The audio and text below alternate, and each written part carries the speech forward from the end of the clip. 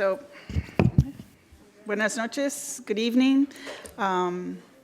Before the board recessed in closed session, and there's an opportunity for public comment. So right now, we're going to first report out on closed session. Thank you for coming. And there was the board heard and discussed and gave direction to an update on union negotiations with legal counsel and collective bargaining. We heard 2 cases today and on conference with legal counsel on existing litigation. On case 2015110762, with a vote of motion by board member Judy Appel and second by board member Karen Hempel. And we're all in favor with Beatriz, myself, and Ty Albert. And on that case, there was a recuse of board member Josh Daniels. I didn't write that. On case number 2015091023, motion by Director Appel, second by Director Hempel. It was all in favor of Josh Daniels and myself, and with a recuse by board member Helper. Thank you. And those were, I'll send you the notes. I have them written. So, buenas noches. I'd like to call today's meeting in order, and I'd like to ask everyone to please pull out your phone or device and please put them on silent.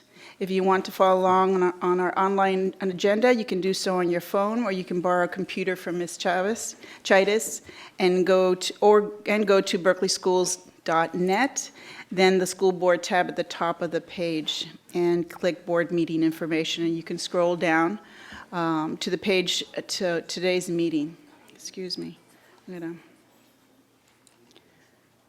And click on today's agenda. I'd like to remind everyone that our meeting is being live streamed over the internet and also broadcast live over the radio on 89.3 FM and on TV cable channel 33. The video from tonight's meeting will be available for viewing on the district's websites by tomorrow morning. So we called our meeting to order at 7:30, and would our secretary please announce to the community members present regarding the translation of the meeting. Buenas noches y bienvenidos. Si hay alguien que necesita traducción de inglés al español o desea dirigirse a la mesa directiva, por favor de hacérmelo saber para proveerle ese servicio. Muchas gracias. Director Josh Daniels. Here. Director Alante Keys. Here. Director Karen Hempel. Present. Director Angelo Paraíso Arroyo. Present. Director Judy Appel. Present. Vice President Ty Alper. Here. President Beatriz Leiva Cutler. Presente. Okay.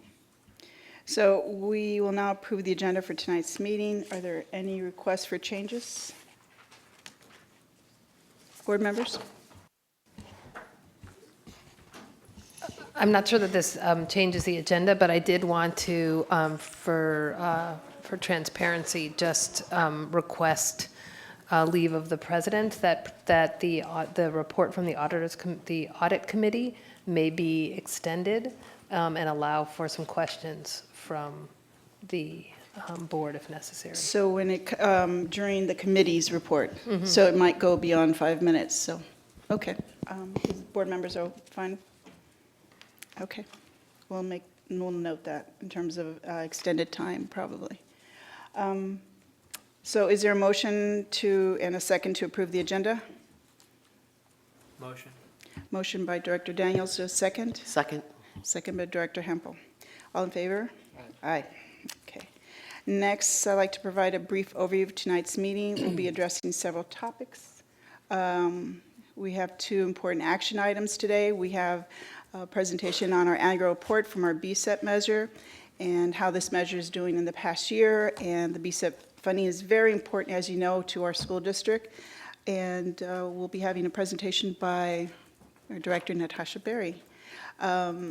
And we'll also have a discussion and presentation by our Chief Financial Officer, Javetta Cleveland, on the proposed governor's budget for the 2016-17 year. Now we begin our meeting with our public comment. I think I'm missing a piece here. So we have your green cards here, and we have quite a few cards, so we'll be having 2 minutes. We'll rotate the cards, so we'll be hearing from different speakers. In addition, it's generally board practice to first hear from our students on a particular issue. If your name is called, you may cede your time to another speaker. To do so, please rise when it's your turn to speak, state your name, and indicate to whom you're ceding your time to. By ceding your time, you forego your opportunity to speak at tonight's board meeting or on that issue, and no one else can later cede their time to you to speak on that issue. Speakers tonight are limited to 2 minutes, and if someone wants to cede their time to you, no speaker may speak for more than 2 minutes. When there's a larger number of speaking cards, at the president's discretion, if we need additional time for translation, then we'll provide that. When there's 1 minute left, the light will turn yellow, and when your time has elapsed, the light at the lectern will turn red, and you will hear a beeping. If you are still speaking, when your time is up, you are allowed to finish your sentence. Please do not try to speak beyond that. I understand that there are really important issues about which many people feel passionate about. However, in order to be fair to all speakers, we will need to limit your time or cut you off at the mic. So please don't let that happen. Please do not take it personally. It's our goal to be respectful to everyone, and I ask that same of you to us. Please do not use swear words or language that is profane, as sometimes in the audience we have children and youth, and we ask for everyone to practice in public a respectful way of getting your message across. We will hear as many speakers as we can in 30 minutes, and we'll hold to 30 minutes only. To keep things moving, I ask the speakers who is next to stand in line, come forward, and wait near the lectern. So if you can just come over here to the side. We'll read 3 names at a time or 2 names at a time. Later, we will have board comments, and board members are also being limited to 2 minutes, no, 3 minutes. Finally, other than thanking each member of the public for speaking to the board during the public comment, the board does not respond directly to your comments or questions made during this public comment session. Please do not take that as indication of our interest or our level of compassion for what you're saying. I can assure you that we all take the comments from our public seriously, and oftentimes we wish that we could respond directly to you, but then we would be here indefinitely. Board members can, if they choose, respond to the public comments during their board comments, which are scheduled to occur after the committee comments. And our superintendent staff are also take note and oftentimes will follow up with the speaker. Board members also, as you notice, have computers and oftentimes during the public comment, typing and are taking notes to follow up with the superintendent and our staff regarding raised concerns of the public. We take very seriously the community has the time that you've come out to the board meeting instead of being with your family and at home. So now we will start with our students. Kathy Thomason and Uma Nagaranja Swenson, and my apologies if I mispronounced your name.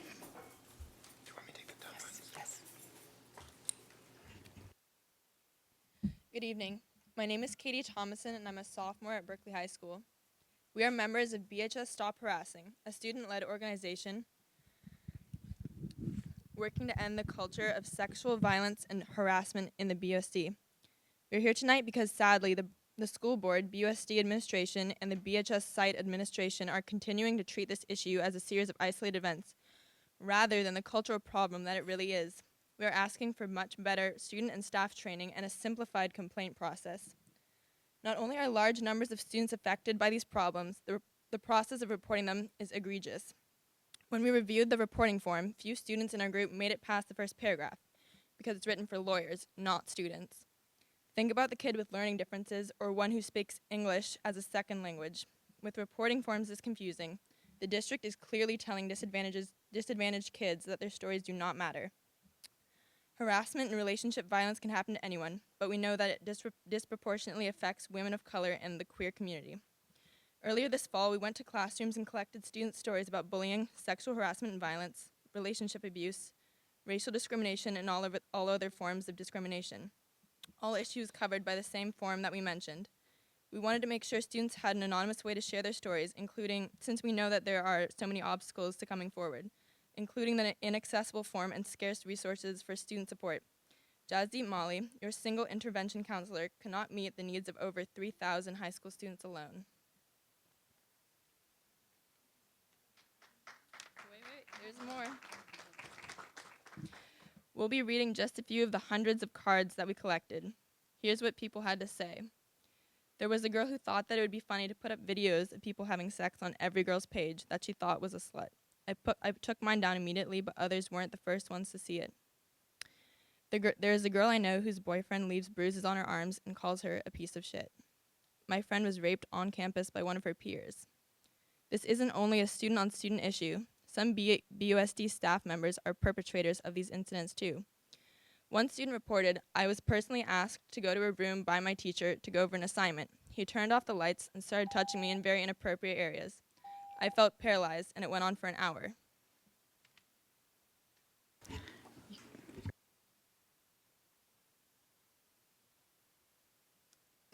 Hi, my name is Uma Nagarajan Swenson, and I'm a sophomore at Berkeley High School. Continuing what Katie had to say, one student reported, I personally was asked to go to a room by my teacher to go over an assignment. He turned off the light and started touching me in very inappropriate areas. I felt paralyzed, and it went on for an hour. This is part of why many students don't feel comfortable going to staff members for help. We need training on how to help ourselves and our friends. Right now, the design of the reporting process makes coming forward extremely difficult. We can't help victims of harassment and assault if they are being bullied into silence. In December of 2014, our teachers read us a paragraph in third period that was supposed to cover all of our questions about sexual harassment. Last December 2015, we had a 30-minute presentation in our second period on this topic. Here's a representative comment from the results of the BHS online survey after training. This was a very unsuccessful presentation. It felt like a mandatory box to check for administration rather than something that is helpful to the students of Berkeley High. The language and video choice, the T video, made it seem like a joke. The topics covered were important but poorly represented and made the whole thing seem nearly irrelevant to us as a student body. Sexual harassment is a constant issue at Berkeley High and needs to be treated as a serious issue instead of being crammed into a 30-minute joke of a PowerPoint. Collaborate with people and students who know what they're talking about. The events of Tuesday did more damage than good. Signed, every girl I've talked to at BHS. We want this issue to be treated with the respect it deserves, which means giving a comprehensive education to all students, done by professionals. This is only the beginning to resolving the issue at BHS, but it is a vital first step that will lead to creating a safe learning environment for all students. Please get this right. Our educations, our mental health, and our safety depend on it.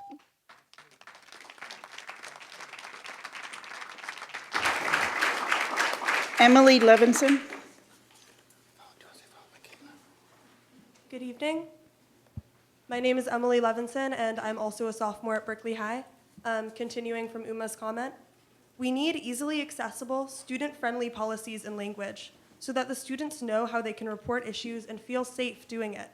Most of all, we need trained counselors and staff members who are willing and able to help.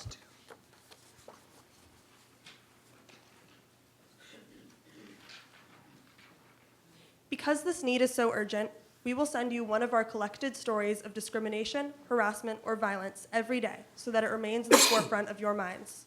We will also be posting them on our public Instagram page and sending them out to our email list. This issue needs to be addressed head on, and we hope that these stories will underscore the need for your immediate action to simplify the complaint form and process, and to implement better training for all students and staff. Thank you for your time, and once again, good evening. Thank you.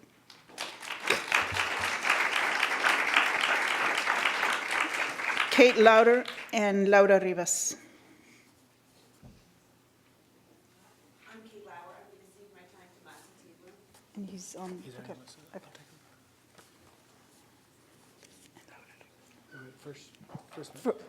First, once ago. Okay. Reverse for 3 minutes, so I'm kind of editing on the go.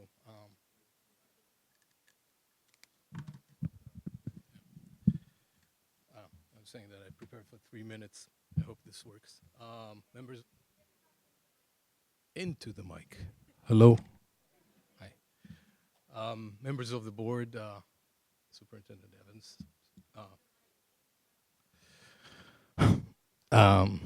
My name is Mati Teiblum. I'm the father of 3 children in the Berkeley Unified School District, 2 boys in Jefferson School. I'm here to talk with you about crisis in the Jefferson after-school program.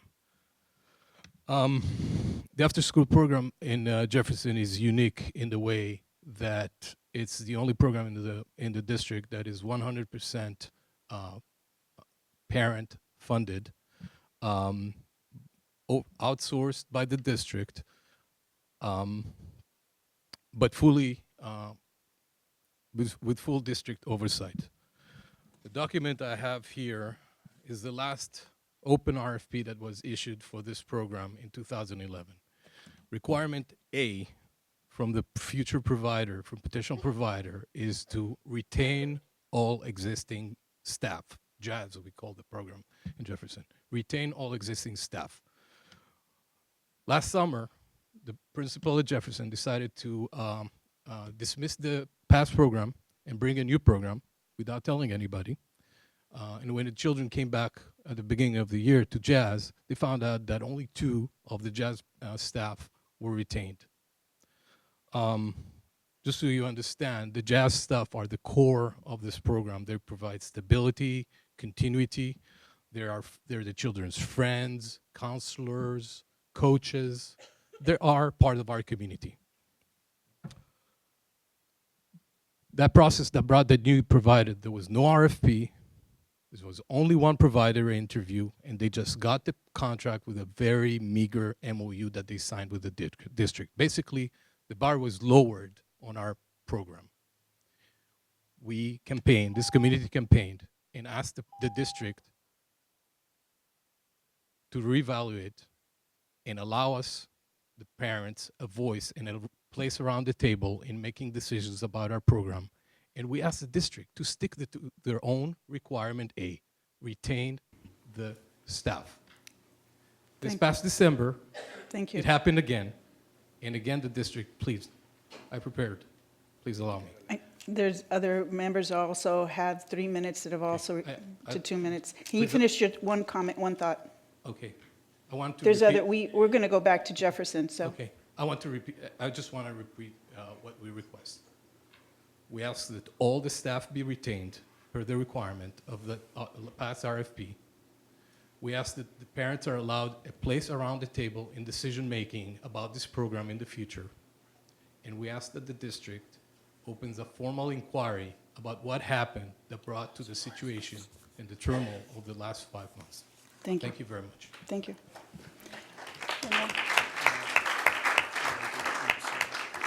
Laura Rivas and then Mansour Eddin.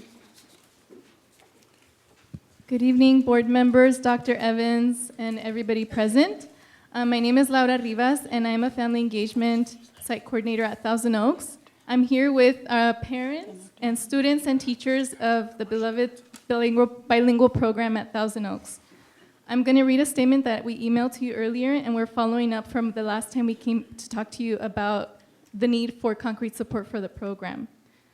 At this time, we want to come back and emphasize 2 specific points. One, that our bilingual program should be given the capacity to serve all zones, not only the North Zone, and that transportation be included. 2, we wish to clearly articulate a proposal for admissions criteria for the bilingual program. First, that a child who demonstrates a level 3 Spanish proficiency, regardless of their proficiency in any other language, should be granted eligibility. Secondly, remove the clouded label of Spanish-English dominant, truly bilingual, truly monolingual. These terms only narrow the options in the admissions process rather than open opportunities for students and families. And these terms do not accurately represent the fluid progression of language acquisition. Thirdly, assessment proctors should be given discretion to use their professional judgment to recommend that a child almost scoring a 3 be eligible, initiated by the recommendation of the proctor in support with the written recommendation letter from the child's preschool teacher. A child with a score of nearly a 3 should be granted eligibility. Current practice places preschool children in an unknown testing environment with unknown adults. While we understand this is to deter from bias, the test proctors are also highly experienced educators and should be given the ability to make recommendations as professionals. Fourth, change the testing environment. Ideally beginning this February, but in the future, district proctors should be able to come out to their preschools and by testing children in a familiar environment, we're setting students up for success and eliminating assessment results tainted by unfamiliar surroundings. We hope to continue to hear and communicate back to you on this issue. It's very urgent that we get clear and definitive support from the district on the bilingual program. Thank you.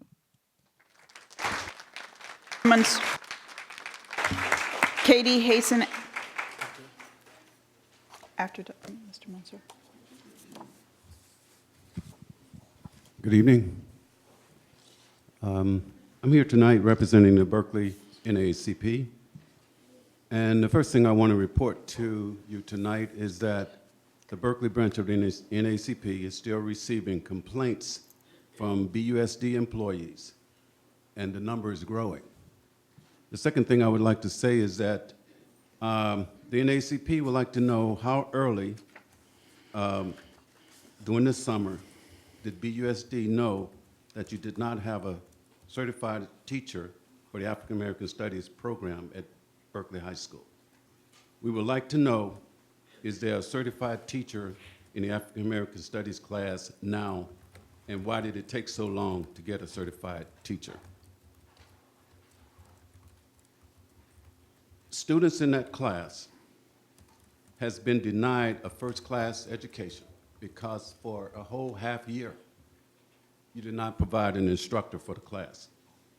You must realize that during the first half of school, the BUSD was actually in violation of the Williams Act as it relates to Berkeley High School African American Studies class.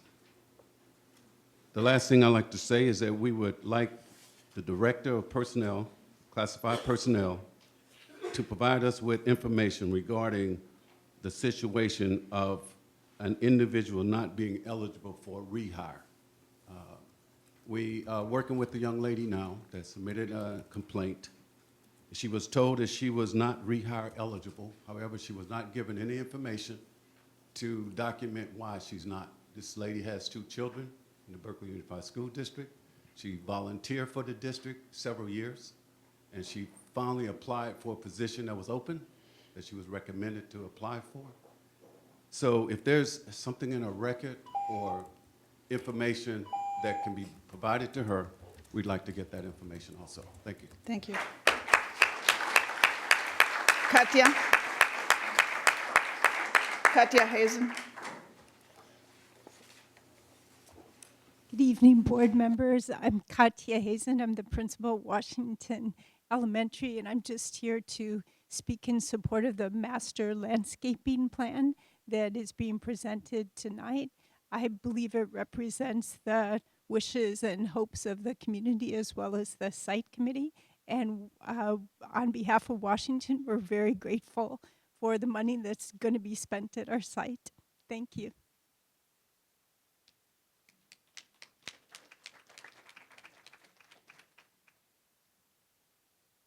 Gloria Munoz Hughes and Jennifer Pittman Shannon.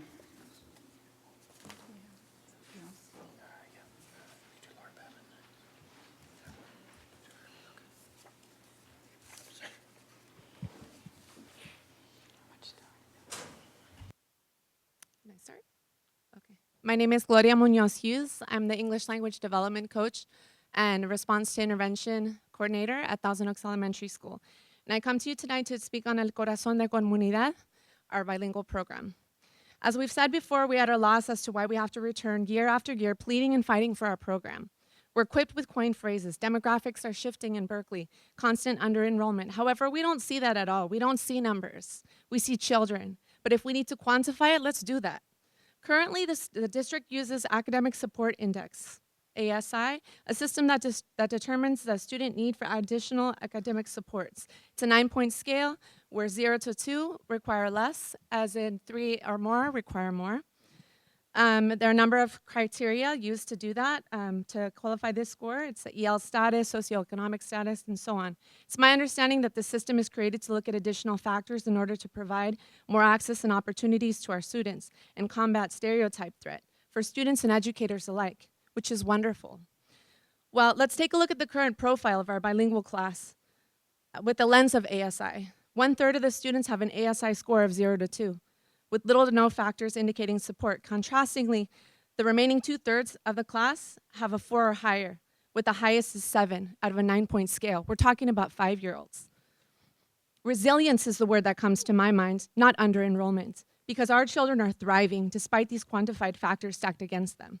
My question is to you, are these the students that you want to deny access and opportunity? By closing the program, we run the potential of placing students in a sink or swim scenario, which was commonplace during the 80s, but we've learned a lot since then.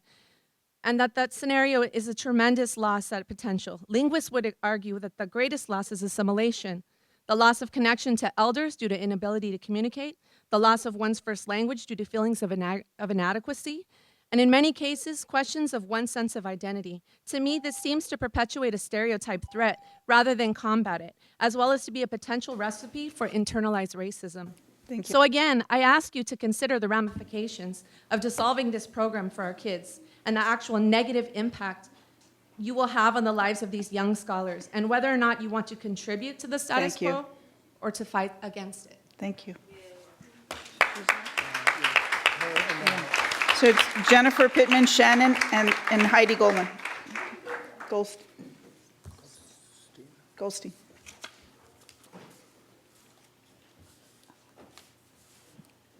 Okay.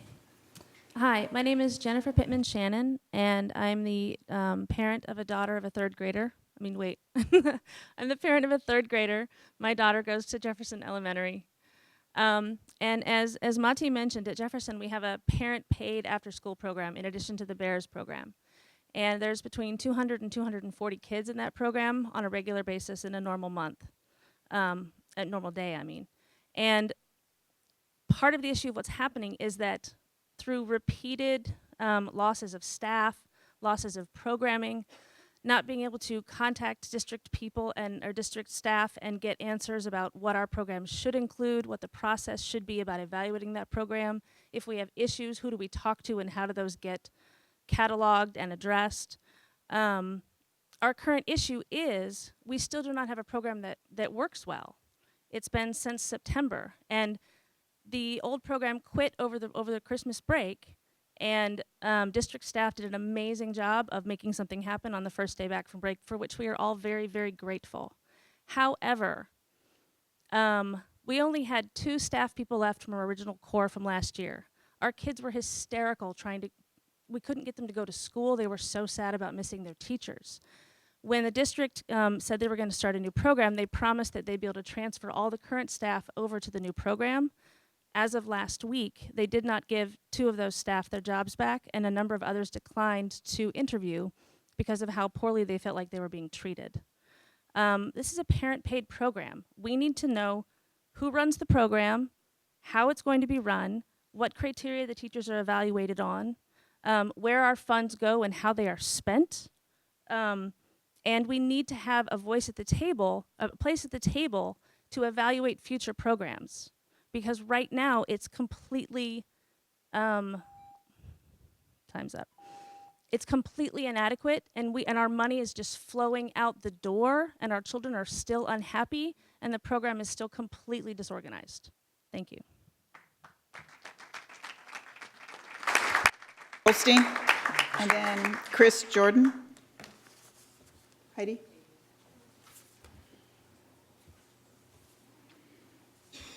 Good evening, all. My name is Heidi Goldstein, and I'm here tonight before you as a member of the Sexual Harassment Advisory Committee. Many of you understand that surveys are important and use them in your daily life. They help us determine and understand things that we need and the effectiveness of the programs that we use. I'm here tonight to urge you to make better use of survey instruments regarding the climate on sexual harassment and sexual assault in the BUSD. And I've got an example of something recent that you can take a look at. There was a mini lesson last December conducted at the high school. Both the high school administration and BHS Stop Harassing conducted surveys of students to understand, was it effective? What did they think of it? How did it work? We both got about the same amount of response, which was useful. I haven't fully looked at all the administration surveys, but I've looked at ours. I tabulated all the data. And what I learned is that students actually saw no change in their feeling of safety at the school, and they saw no change in the likelihood that perpetrators would act on these issues, that they would absolutely just continue to do whatever they'd been doing. The comments were particularly instructive.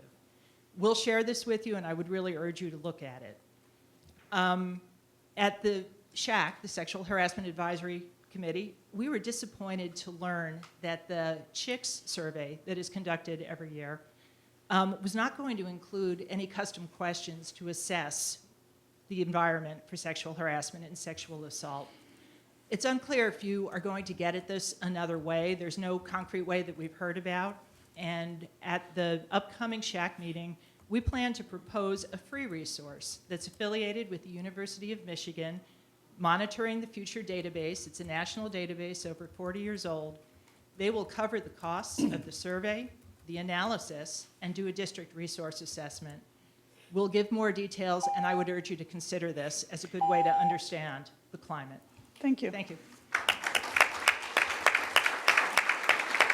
Ms. Jordan and Sarah Kanza.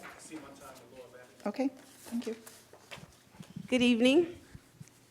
I'm here on behalf of parents of children of African descent in response to last week's board meeting with our bullet point presentation on our plans to address racism and equity within Berkeley Unified School District.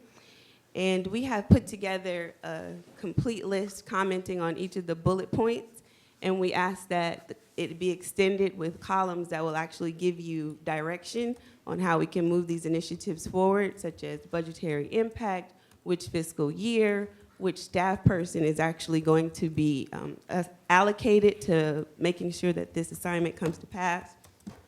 Because as you know, we've been asking for African American Studies Department for years to be expanded. We've been asking for the curriculum within the mainstream classroom instruction to actually include valuable information on African American history, the spirit of a people. S is for strength.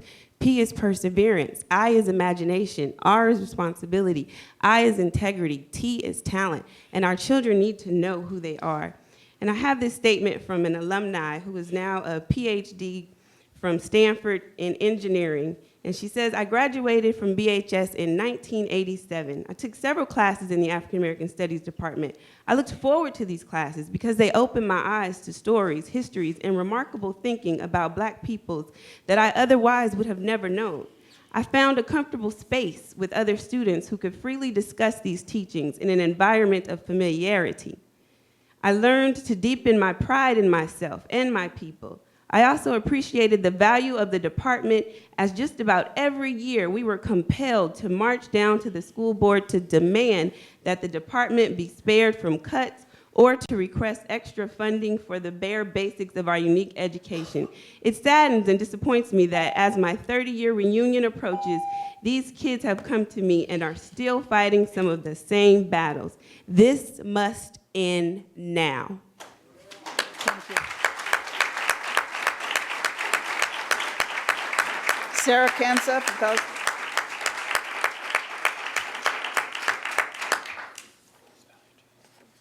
then Valerie Trahan. I'd like to cede my minutes to Susie Bergman.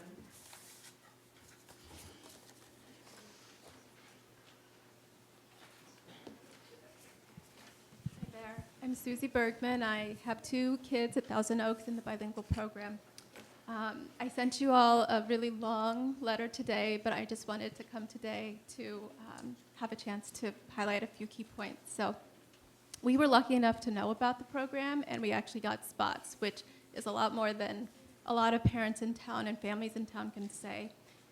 One of our big efforts so far this year, started a little bit last year, but I think the bigger sense of urgency this year is a huge parent participation and outreach. We are doing all we can do. We're going to kindergarten fairs at preschools, the local preschools at the Berkeley district kindergarten fair. We're getting on the phone, we're emailing interested parents. So we're learning through these phone calls that a personal touch goes a long way. I think the district could definitely do more to support our outreach efforts. You guys say that you're doing outreach, yet every family we've talked to, so many, have never heard of our program. And when they hear about it, they're very excited and want to apply and want to know how to get in. And we can't even describe the criteria very clearly because we haven't been provided that feedback that we've asked. I guess, you know, one of the feelings that have come up as we parents come together is the feeling of a second-class citizen next to the efforts around the TWI school. This is probably not done on purpose on the district's part, but it's definitely the sense that we get, that there's more effort thrown at recruiting and keeping the TWI school going than our little program.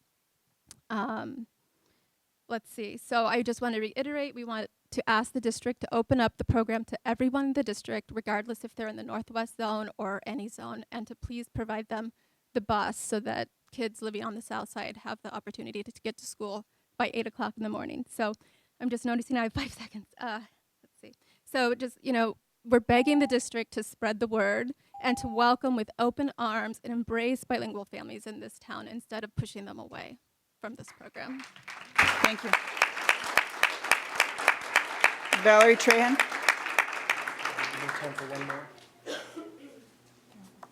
We have time for one more after Rachel. Maida, do you want to speak after Valerie? Good evening, board and superintendent and his staff and community members. Pardon?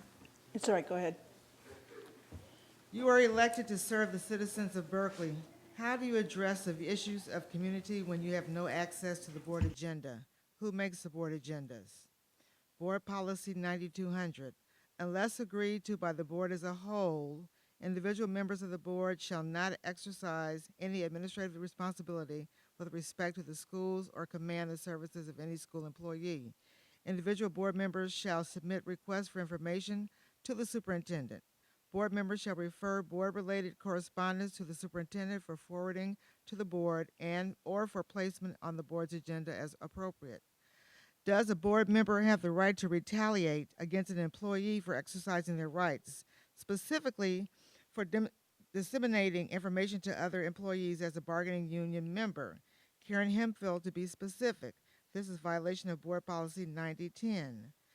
9010 limits a board member authority. When speaking for the district, the board encourages its spokespersons to exercise restraint and tact and to communicate the message in a manner that promotes public confidence in the board's leadership. Have the concerns of the student co-chairs of the African American Studies Department been addressed adequately? If not, why? The board structure is broken. Are you as board members kept abreast of current issues affecting the students and the employees of the district? The board and the administration refuses to comply with the California Public Records Act. Why? The district and the union arbitrarily changed the FTE formula for certain math teachers at Berkeley High School. These teachers are given an extra prep period and are still being paid 1.0 FTE. We demand an investigation. Was this offered to all employees? This is for certificated employees, all of which are implementing Common Core. This reeks of inequity. Thank you. Are you aware that provisions of the BFT-BUSD contract are contract to the Ed Code in many aspects? Thank you very much. As reported by the employees and the NAACP and to members of the school board, Delia Ruiz has created a climate of a hostile work environment for certificated employees with the knowledge of the employees. Thank you, Finally, that's it. the certificated employee in the African American Studies Department, according to CTC, We have the letter. has Thank a counseling and English credential and is teaching in a position that is posted on EdJoin for a social science credential. Why did the board sanction this personal action? We gave everybody equally 2 minutes. That's why we try to hold to that. Rachel, Maida, you cede your time. Could you say your name? Hi, my name is Emma Fuentes. Hi to everyone tonight. I don't have anything prepared, but I just wanted to speak a little bit from the heart and from the head that we're all tired. This is our third board meeting we've been to this year. My kids, this is the third. My son is in third grade this year, but my mom has been a teacher in the bilingual program for 30-some years. So I have a long history with this program. But every year since my son has been at the school, every year we've had a visit from the district saying that this, the program is probably or maybe, maybe cut by February if there aren't enough numbers. Every year we've had the same discussion between space versus this program, and there are a lot of sort of veiled conversations within that, like who is the space then reserved for, and why is this program not embraced by the district? My sister's a teacher in the bilingual program right now, and we all feel that we shouldn't have to fight for a program that this district should be embracing. It's unfortunate that the TWI program has been sort of, as we've talked about and as other parents have expressed, pitted against each other rather than seen as two very unique and different programs servicing two very different communities.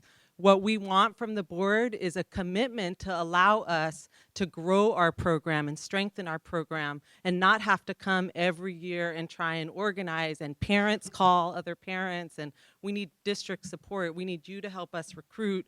We need a knowledge that we can have this program for 5 years and then we'll re-look at it. But if we have to do this every year, the teachers are exhausted. They should be spending their year this year developing curriculum around cultural wealth and around how do we best meet the changing demographics. Thank you. Thank you. This now concludes the public comment period. Thank you to everyone. Muchas gracias por venir, to all those who spoke and who came to speak.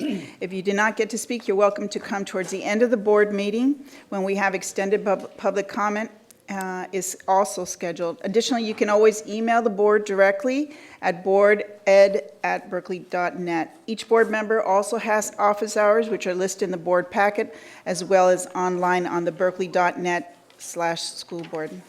Now there's an opportunity to hear from our unions. The district has 4 unions, the Berkeley Council of Classified Employees, which represents the vast majority of our non-management, non-certified personnel, the Berkeley Federation of Teachers, BFT, which represents all non-management certificated employees, Local 21, which represents most of our classified management employees, and the Union of Berkeley Administrators, or UBA, which represents all site and some district administrators. Each union has 5 minutes to address the board on issues of the union's choosing. The speaker off order rotates, and we have first, this time is BCC and UBA. Do we have? No? UBA, local, BFT. Thank you. Good evening, board members. Independent study teacher Kamala Asher is going to speak for us this evening.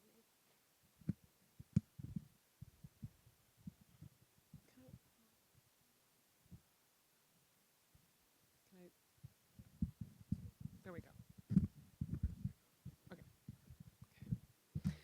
Good evening, board members and Superintendent Evans. My name is Kamala Asher, and I've taught in the Independent Study Program for 12 years.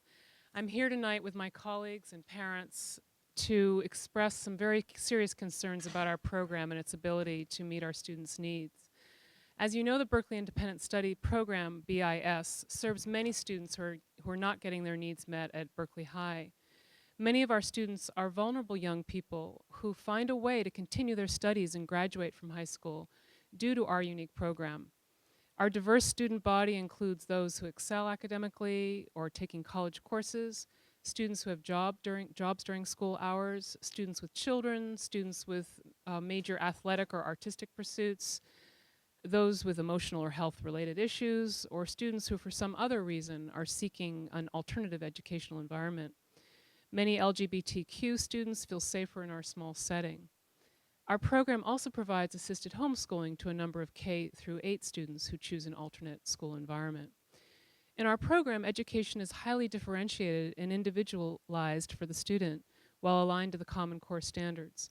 Our program serves 150 students. In the past, it's gone as high as 230. Our population is a microcosm of the diverse ethnic and socioeconomic student body of Berkeley High. Our program fills a vital role as an option for Berkeley students and families.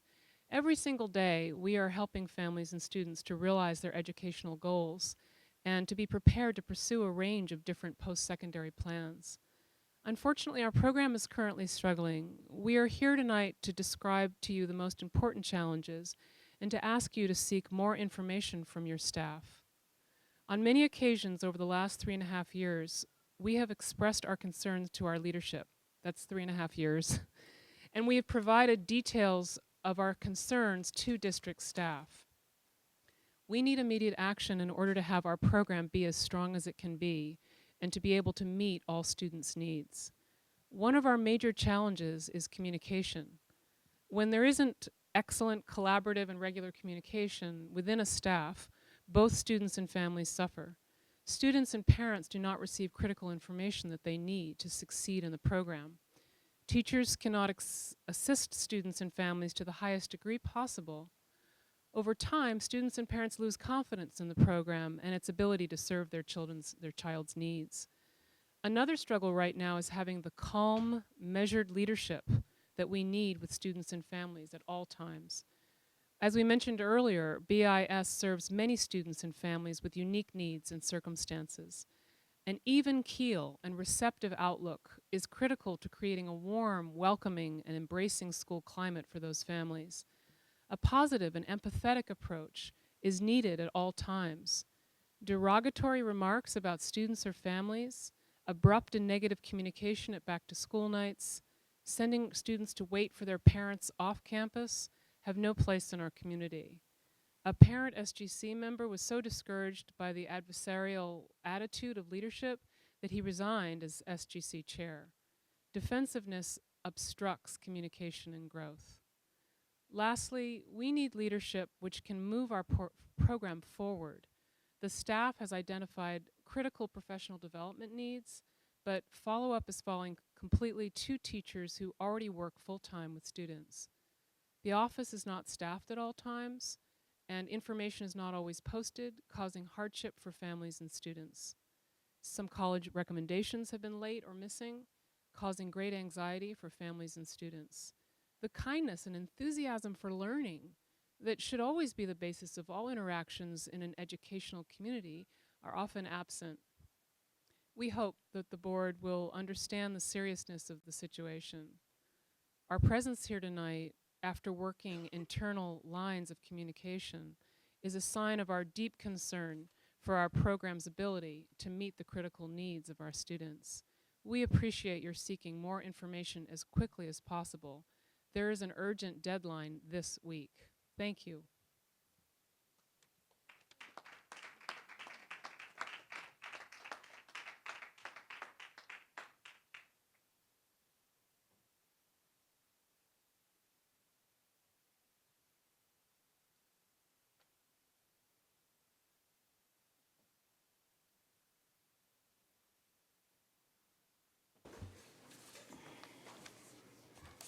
Now we'll hear committee comments, and do we have anybody from outside of our audit committee?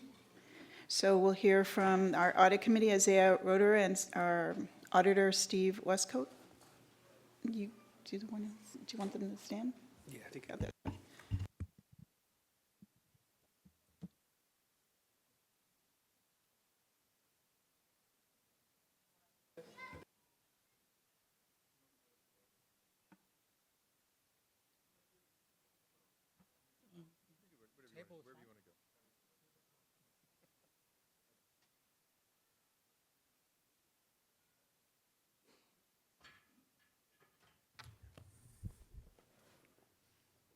Okay. Good evening, President Leva Cutler and board members and Superintendent Evans. My name is Isaiah Roeder. I'm the co-chair of the District Audit Committee. The Audit Committee consists of 5 members, 3 of us public members, myself, Laurie Snowden, and Dan Lindheim, and 2 board members, Director Appel and Director Alper. And we meet periodically. This, I think, is the 9th year, approximately, that we have been, since our forming, and have been addressing you on the audit. We meet periodically to discuss the district's budget from a fiscal standpoint and make sure that the internal controls of the district are being followed and strengthened. So with that in mind, we met last on Monday with Steve Westcoat, who's sitting to my left, and he is the district's independent auditor, from whom you'll hear in a moment. And we went into a great deal of detail about the audit for the fiscal year ending June 30th, 2015, and I'd like to go over some of those highlights with you.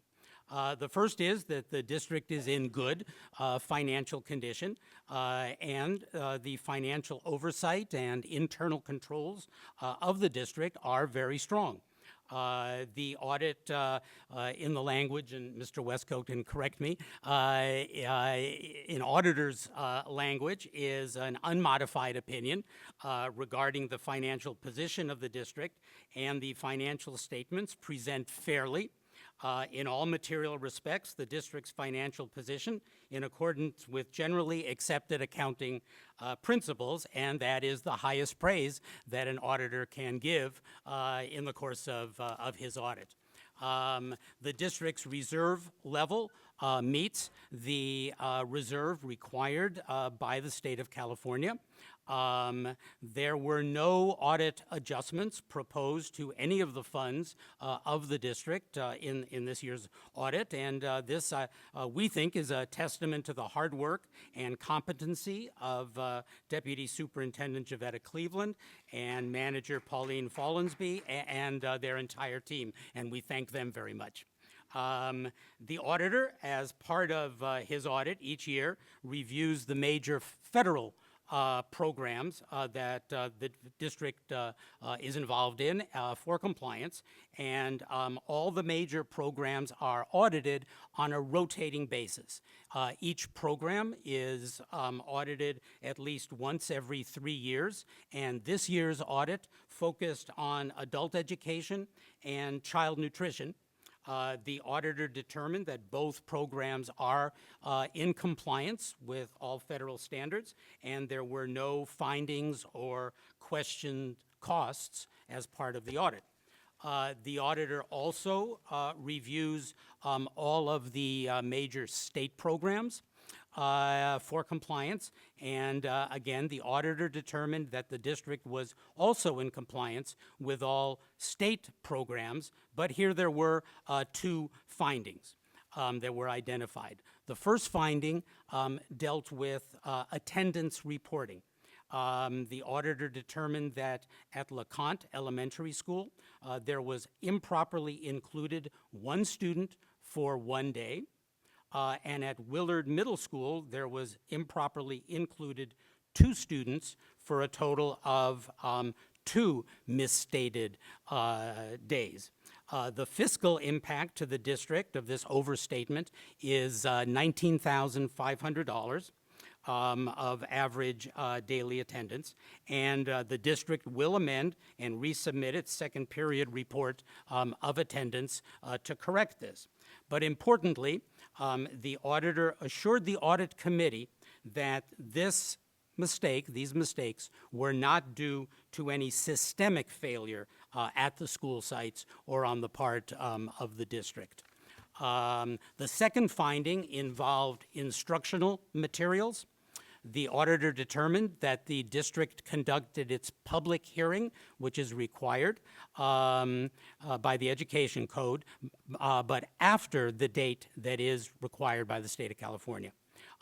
There was no fiscal impact to this finding, and the district has now established a calendar of required board actions. So, all in all, this was a very favorable audit. Finally, beginning this year, the district's balance sheet reflects the district's share of long-term pension obligations due to a change in accounting standards. This is something that Mr. Westcoat will explain to you in a little bit more detail. So finally, the Audit Committee wishes to thank Mr. Westcoat for his professionalism in conducting the audit, and Ms. Cleveland and her team for an excellent audit this year. Thank you. Good evening, Board. Very briefly, we wanted to talk a little bit about the new pension liability. We've talked about this in the past when I made my presentations to the Board. This is the adoption of Governmental Accounting Standards Board Statements number 67 and 68, which deal with pension accounting. GASB 67 is the statement that was implemented last year in 2014 that required the pension funds themselves, in your case CalPERS and CalSTRS, to calculate the long-term unfunded liability in each of their funds, and then to also allocate percentage-wise to all of the member districts in the state. GASB 68, which is effective for the year ended June 30, 2015, requires you to record your share of that unfunded liability on your financial statements. Now, I should point out a couple of things. One is this doesn't just apply to California school districts. This applies to every governmental entity in the country that has any kind of a pension system. So every state has their own unique pension systems. California, for your purposes, has both CalPERS and CalSTRS. The standard required that you record this liability as of the beginning of the fiscal year, which resulted in a restatement of your beginning net position. So in your statement of activities, which is essentially your income statement, if you will see that there was an adjustment to your beginning net position of a little over $115 million. A little over. I should say not quite $116 million. At the end of the year, the net pension liability is at approximately $96 million. So there's actually a reduction in that liability during the year. And part of that is because of timing. The measurement is based on CalPERS and CalSTRS from 1 year ago, 2014. So you get credit in the current year for payments that were made plus changes in investment rates and rate of return in both of those pensions. So that's the effect that you see on your financial statement. So a change to your beginning net position, you're carrying this liability now on your financial statements. So two things I wanted to mention about that. We talked about this in great length during the audit committee meeting is, while this is a liability that's on your financial statements, it's not a liability that you have any control over. So you can't do anything about it. You can't go out and borrow against it. In fact, I would recommend not doing something like that. You can't pay it down. Every year it will get reevaluated because it is driven based on both CalPERS and CalSTRS and what their unfunded liability is, and then your percentage of that as it relates to every other district in the state is what ends up on your financial statement. So each year this will change. The accounting for it will continue on, and so there will be adjustments both up and down each year for both the CalPERS and CalSTRS liability. The other thing that I wanted to point out was that there's another statement, Governmental Accounting Standards Board Statement number 71, which will do the same thing for the district's OPEB liability, the other post-employment benefits liability. Right now, you're only required to record the difference between what is the annual required contribution and what you pay as you go. In beginning next year, 2017, you will have to record the full unfunded liability based on the actuarial report. So that's something that will be coming along in 2017, the same sort of treatment. So right now, your unfunded liability related to the net OPEB liability is about $3.5 million. Your actuarial report shows that liability, I believe, at about $9 million. Now, that will change every time you get an actuarial report. You have one every 3 years. So you have a new one that was just done this year, so whatever that one says in 2017, that's what that liability will show. So your financial statements are going to be changing because of these two new requirements related to pensions. So that's the pension discussion. And as you said, we had a very lengthy discussion on Monday night. We spent about 2 hours going over the financial statements. And while my name was mentioned quite often, it wasn't just me doing the audit. I have a great team behind me. Our firm does the audit, and I also want to echo my appreciation for Javetta and Pauline and the team here, and not just in the business office, but also at the school sites, the administration for doing a great job, not just getting ready for the audit, but in doing their job throughout the year, because the audit, while we do it in a couple times during the year, it really involves the entire year. So the staff here do a tremendous job of doing their job and getting ready for the audit as well. So my thanks to them. Thank you very much. And do our board members? Yes, I have a question. It's nothing against you, but it's a question that I just find I think it's weird. Something's fishy. It's definitely something going on. I definitely think, because they have allotted 5 minutes, right? Right? 5 minutes. 5 minutes, yes. Mm-hmm. We also said at the beginning of the meeting that our audit committee would have a little bit more time. Okay, but It's because it's a report on our audit, external audit. But the school board is for the people, and then when the people come and they have their 2 minutes to talk, and they might go over like a few seconds over, but then I feel like it's quick they get cut off real quick, but it's like they went over 5 minutes all over, but they don't have their chance to finish up their last thoughts or maybe their last paragraph. I don't know. I just think something's fishy about it. That's why I asked. Well, thank you for your comments. However, we gave everybody 2 minutes, and many of the people held to their 2 minutes too. So, but we also said at the beginning of the meeting that our audit committee would have just a little bit more time because there was a bulk of information that needed to be conveyed. Thank you very much. Oh, wait. Well, since you said that, I know that people have like a bulk of demands, and it's like, once again, it's still cut off. And I don't know how y'all go or whatever. It's just these rules is, I don't know. I don't feel like they're right at all. Thank you. Madam President, are we allowed to ask questions, or? You can ask questions, or if the board members who are also on the committee had. Very, very quickly, I will take your word on the ADA finding that nothing systemic. We did a couple years ago have a couple years back-to-back of ADA findings. We had then a couple years of no ADA findings. So, hopefully it won't occur next year, so that it doesn't repeat itself, just to put that out there. And then unlike the CalSTRS, CalPERS number that we have no control over, we are in complete control over the OPEB number. Is that right? I wouldn't say complete control, but you have a lot of control. I mean, we don't do the actual report, but Correct. we decide how much money in a given year to put aside or not. You have control in a couple of areas. One is in the actual benefits that you're offering, and the second one is the methodology of funding. That's correct. Okay.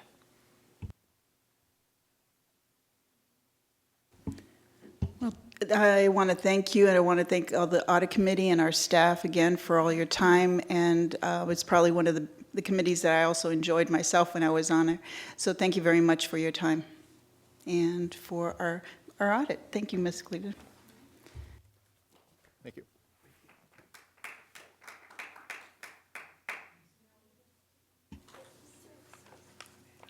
Now we'll hear from board. We'll have board comments, and board members have 3 minutes.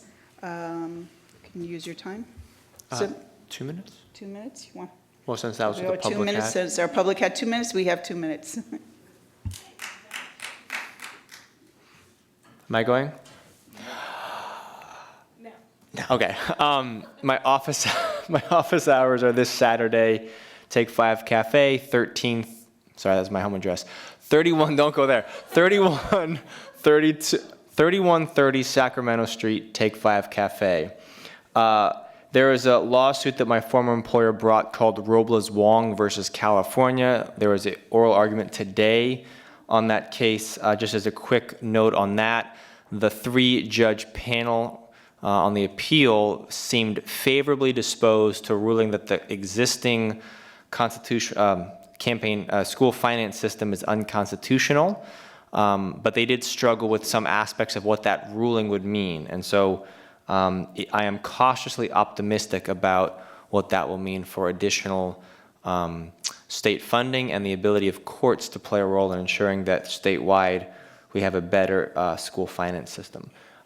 President Leva Cutler, Superintendent Evans, and I hosted the executive director of the California School Boards Association, my former employer, last Wednesday.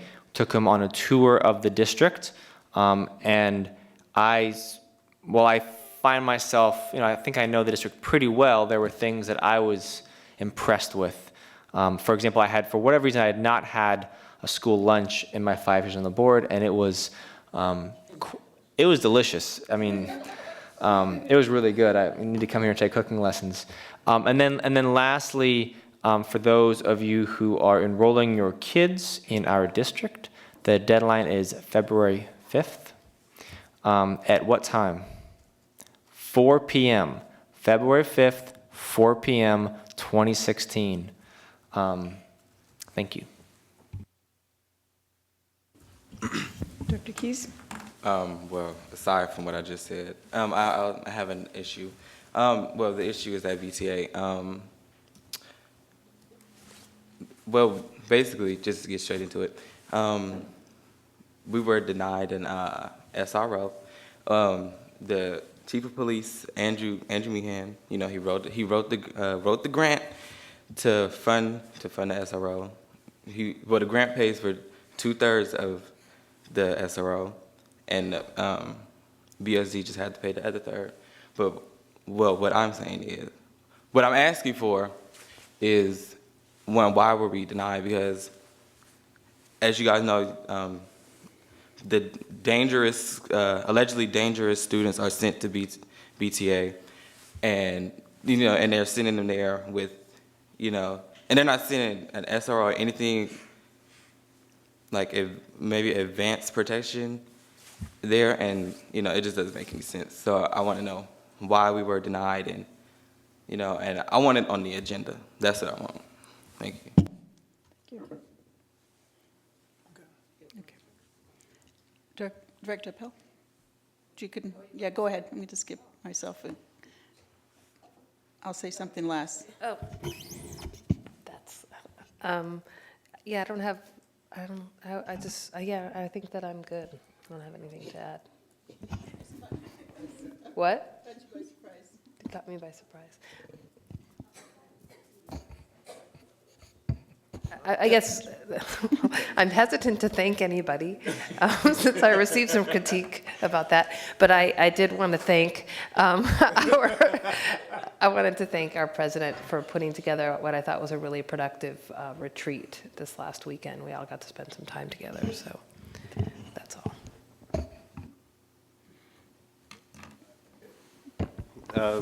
Just a quick note, I guess, for the harassment. So I do know the teacher who actually started the initial reintroduction of a new harassment policy, Mr. Campisi. If you guys are familiar with him, I currently have him now. He's the one who reintroduced it last year, where we had not currently had one before, until last year, I believe, if I'm not mistaken. And then the video where I also witnessed it, I also feel like it wasn't as informative as it could have been. It's a much bigger issue that goes on that's kind of seeming to be thrown under the rug. So yeah, I'd just like to voice my support for what they stand for, and that certain things at our school that goes on shouldn't even exist because they're violating students' ability to learn and be in a safe environment that school stands for. Thank you. Director Hempel? Yes, I have been spending most of the past week or two, but I have been using my time with the superintendent to ask questions around the district being very specific in response to what came out of our town hall relating to the racial threat that happened at Berkeley High, as well as other incidents that have happened in the past couple of years, as well as the general school culture of not just in our high school, but throughout our district, which of course is part of the larger culture that we have in Berkeley and across the United States when it comes to our inability to deal with race and racism and its impact. So that is really what I have been spending, my focus is on overall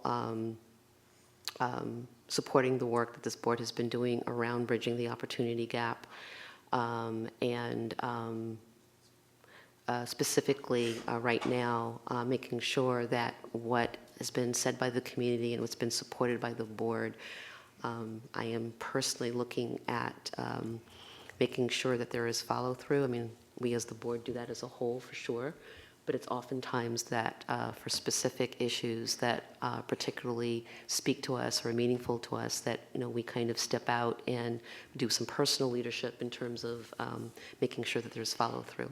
So that has been really the focus of what I've been doing the past couple of weeks. I will be having office hours the last Saturday of this month.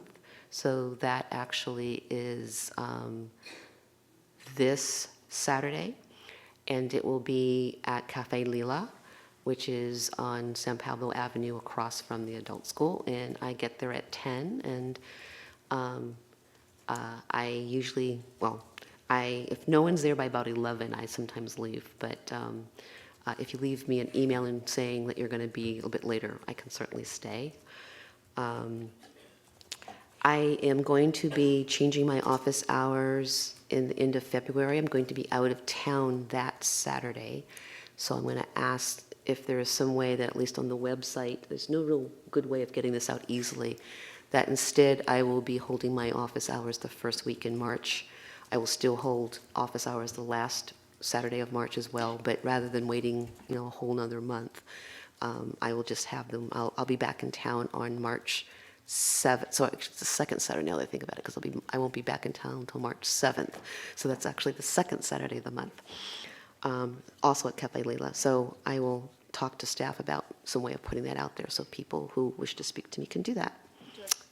Director Hempel, our public information officer weekly sends out all the activities that are happening and puts the office hours of the board members, so he can make that noted. Yeah, I try to keep it to that last Saturday, but unfortunately I will be out of town, so I won't be able to do that. And I think that's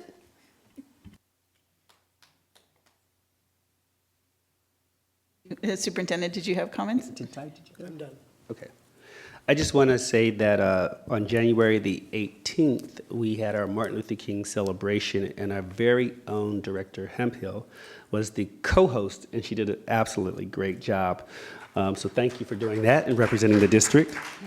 I do want to say we will be bringing those names back to let everyone know who we honored. So thank you. That's all I have. Okay. I also... Beatrice, I did want to say that I'm sorry to miss the breakfast. I was out of town in LA visiting my dad. So I just wanted people to know that I would have been there if I was here. So Director Appel mentioned that we had on Saturday a board retreat. We had a presentation on our BSEP measure, and then we had an hour and a half to talk about our board governance, because one thing that we are committed to is to improving our governance so that we're more effective, efficient, and that we can also be very responsive to both our community and also that we can be able to have agreements. One of the things that is certainly missing that we would like to make sure that we have is also that our student directors also have some understanding in terms of how we conduct our meetings and what's our mutual expectation and agreement. So our superintendent's going to, because it would be a violation of the Brown Act for all of us to sit in a meeting with them. The superintendent will be meeting with both our student directors to talk about the things that we went over. We all receive emails, and how do we respond to emails in a way that's efficient with both our board time and our staff's time? How do we set the agenda? What kind of agreements we have here on the dais and to the public, and the responsibilities that we have. So we are all going to be working very hard in improving this, and we'll be tweaking some little things on our agenda. As you've seen, we're trying to be, not to limit time, but to be effective in our time. We realize that for many years, we keep going all the way till 12 o'clock and 1 o'clock, and we have staff who have quite a distance to go home. So it's our hope that we can be a little bit more concise and be more specific. Our staff also, our board also does a lot of work before they come here. They read their packet. They've asked many clarifying questions with our staff. So there's a lot of work that goes behind the scenes here. So thank you very much to the staff and to the superintendent and to our board, and I look forward to our continuing to make improvements. Okay, so now we'll go to the approval of the consent calendar. Can I, is there, everybody, we're fine with the consent calendar? I'll move. I have a motion from Director Appel. Do I have a second? Second. Alper. A second from Appel. All in favor? Aye. So now we go to our action item on the annual report of revenue and expenditures for our Berkeley Public Schools Educational Excellence Act. Thank Measure you. A. Thank you. So I'm having Natasha Beery come forward with, just lost, Liz, who works with her in our accounting department, bringing both of them forward to provide a report. Each year, this is an annual report that we bring forward to the board, and it's a report of the revenues generated by BSEP and the expenditures for each fiscal year. So what I'm asking from the board is to review and accept this annual report, 2014-15 BSEP review of the expenditures from Measure A of 2006, Fund 4, BSEP Measure B of 1994, Funds 5, 6, and 7, and Measure B of 2004, Fund 8.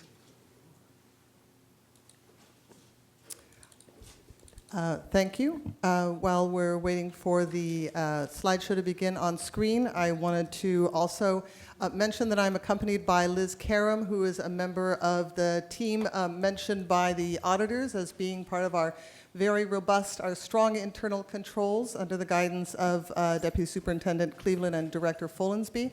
Liz Karam works is a senior budget analyst who works with me to ensure that the accounting systems and the various expenditures are always both reported and monitored appropriately.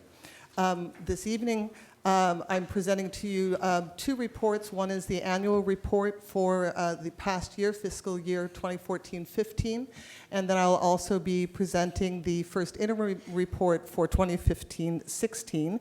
And let's see, I'm not sure, is that 15 minutes for the two of those? Just want to make sure I pace myself appropriately. 15 minutes for each. Okay, and I'm sure we can do that within that time. These reports are essentially, they're meant to be compliance reports in that they report on whether the expenditures were made in compliance with the measure and in alignment with the programs. At the same time, it's also an opportunity to share with you the many great things that have happened in our schools and for our students, thanks to the generosity of the taxpayers who support the measure, the tax measure from which we derive these funds. So while I will be as expeditious as possible, I do also want to be sure that we have on public record a few examples of how these funds were expended. So first of all, we are looking at the way that funds are expended through BSEP Measure A. That's the current measure, the measure that was voted in 2006 that expires in November 2016, which is why we're deeply involved in planning for the next measure to go on the ballot in November to replace this current measure. Under the measure of 2006, there are specific allocations that are in the measure language that determine the funds that go to specific purposes. Those funds, as you'll see on this slide, represent more than $25 million at this point to the district. That's about 20%, 19-20% of our total expenditure budget. And this page shows you, thanks to Liz Karam's careful reporting, the allocation summary that shows both the initial budgets that were reviewed with the BSEP Planning and Oversight Committee, how closely those budgets throughout the year followed according to plan, and you see in this report the unaudited actuals and the variance between the two, and you'll see that there is actually very little variance between the budgets and the actuals for each of these. But what I'll do is I'll take a moment on the following slides to review very briefly each of the specific allocations. This shows you again that round, colorful picture that you saw on the previous slide showed you the percentages. This shows you how the percentages come out in terms of the dollars that are allocated. I also want to mention that this report was, of course, reviewed extensively by the BSEP Planning and Oversight Committee that met both in December and January to review these reports. And I also want to mention that last night, we meet about twice a month. Last night, the Planning and Oversight Committee met to begin to discuss some of the ins and outs of the planning, not begin, to continue the discussion on the planning of the next measure. And we had a really robust discussion about the importance not only of continuing to keep faith with the taxpayers and the citizens of this city that support this BSEP measure, but also to always be taking a look at how these resources are expended to ensure that they're always meeting the needs of our students, and that we're meeting the needs of our students with using the lens of the 4 E's that are on the base of all of our slides: excellence, equity, engagement, and enrichment. And so as I go through very briefly a few highlights for each of the funded programs, I hope you'll look along with me for, not for something that just jumped over, 6.40 FT jumped over when it went from a Mac to a PC. I hope you'll look not just for minor typos, but also for examples of when you see excellence, equity, engagement, and enrichment reflected in each one of these budgets. So for example, the class size reduction resource, which is our largest purpose, 66% of the allocation goes there. The expenditures in 14-15 were over $16 million, and what that paid for was about 30% of our teaching staff, nearly 134 FTE, and those teaching staff are, those FTE are placed in this resource, paid for by this resource, in order to bring class sizes down to specified class size averages based on the BSEP measure of 2006. That's 20-1 K3, 26-1 in the remaining elementary grades, 28-1 in middle and high school, and 18 at our continuation high school BTA. And we were able to not only meet in 14-15 those goals, but also have sufficient funds to provide additional FTE for other purposes that are also spelled out in the measure. The total was 23.4 FTE. The measure specifies it can be spent for middle school counselors, expanded course offerings at the middle and high school, and for program support. And here the program support is represented by literacy coaches, combination classes at 3 schools where there are TWI programs where there's a need for grade level teaching. There are response to intervention and instruction teachers at the elementary and middle school, which are also paid for by this resource. The next resource that where I have a few highlights is the school discretionary funds, and that's the next largest allocation. 10%, about 10% of the allocation goes here, so that represented in expenditures nearly $2.5 million for 2014-15. And I have Valerie Tay, who is the BSEP program assistant, to thank for this summary. These are just, again, highlights, but I think it's really important here to see how the various schools are expending their school site discretionary funds. These decisions are made with the principal and the school governance councils, or at the high school, Berkeley High, with the BSEP site committee. They're done in accordance with their school plans, and I think it's really important to note that they're, again, those 4 E's are, I think, on everyone's minds fairly explicitly, that we are providing through the school discretionary funds academic support. We're also providing emotional, behavioral counseling support of various kinds, and we're providing support for families and students to be able to engage better with learning through additional supports for things like parent liaisons, bilingual parent liaisons. Then the next page are another some excerpts from the plans. People often think of school discretionary funds as being the enrichment funds, and they do continue to provide many enrichment opportunities. Here, a selection of these include from at the pre-K level dance classes, K-5 visual arts, dance, music, and drama, music teachers at the middle school, in addition to what is provided through the music and VAPA resource. And at the high school, classes such as Afro-Haitian dance class are paid for from the discretionary funds. There are other enrichment programs. A lot of field trips are paid for from this resource. And a significant amount of our instructional materials for schools are provided through this site discretionary resource. And there are some examples here: science, math, art, literacy, and technology. Music, visual, and performing arts have been a significant part of BSEP since its inception in 1986. So nearly $1.5 million was expended in this resource last year. A few highlights: 3,200 musical instruments played each week. As you know, all 4th and 5th graders participate in this program. Our middle school participation has been burgeoning, and overall, we've been seeing growth. I just asked Pete Gidlin to give me some numbers, and he pulled for me for 3rd through 12th grade. In 2010, there were 1,684 students who were involved in music. This year, there are 2,808, which is over a 60% growth. So it's really a huge growth. And along with that growth, we've been taking the opportunity to really look at our program and how it's serving our students, and see if it's possible to expand beyond some of the more traditional offerings within the scope of this program. And you'll see some examples such as ukulele, guitar, drumline, and mariachi.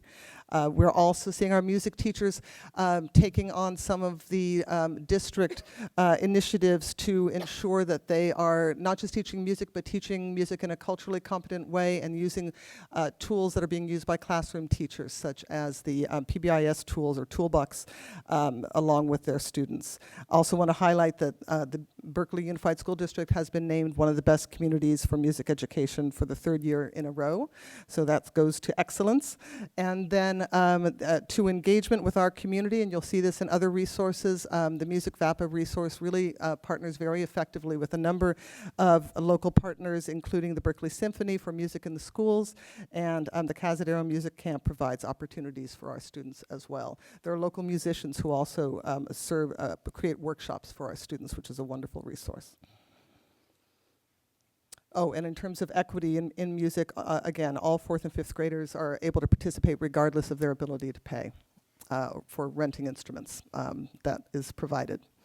On to the next. These are provided in numerical order in accordance with the resource numbers, and if you're following along with the report, these are not necessarily in dollar amounts, but the order, but they're in the order that are in our accounting system. So next up is public information translation and P&O, planning and oversight support, and that is the resource that I work with myself directly. There were over $500,000 expended last year, and this resource covers a lot of ground. We not only provide support for the Planning and Oversight Committee and oversight of these budgets and generating these plans, but we also work with all of the school sites and the SGCs, supporting them in conducting their elections, conducting their training, and then working with them.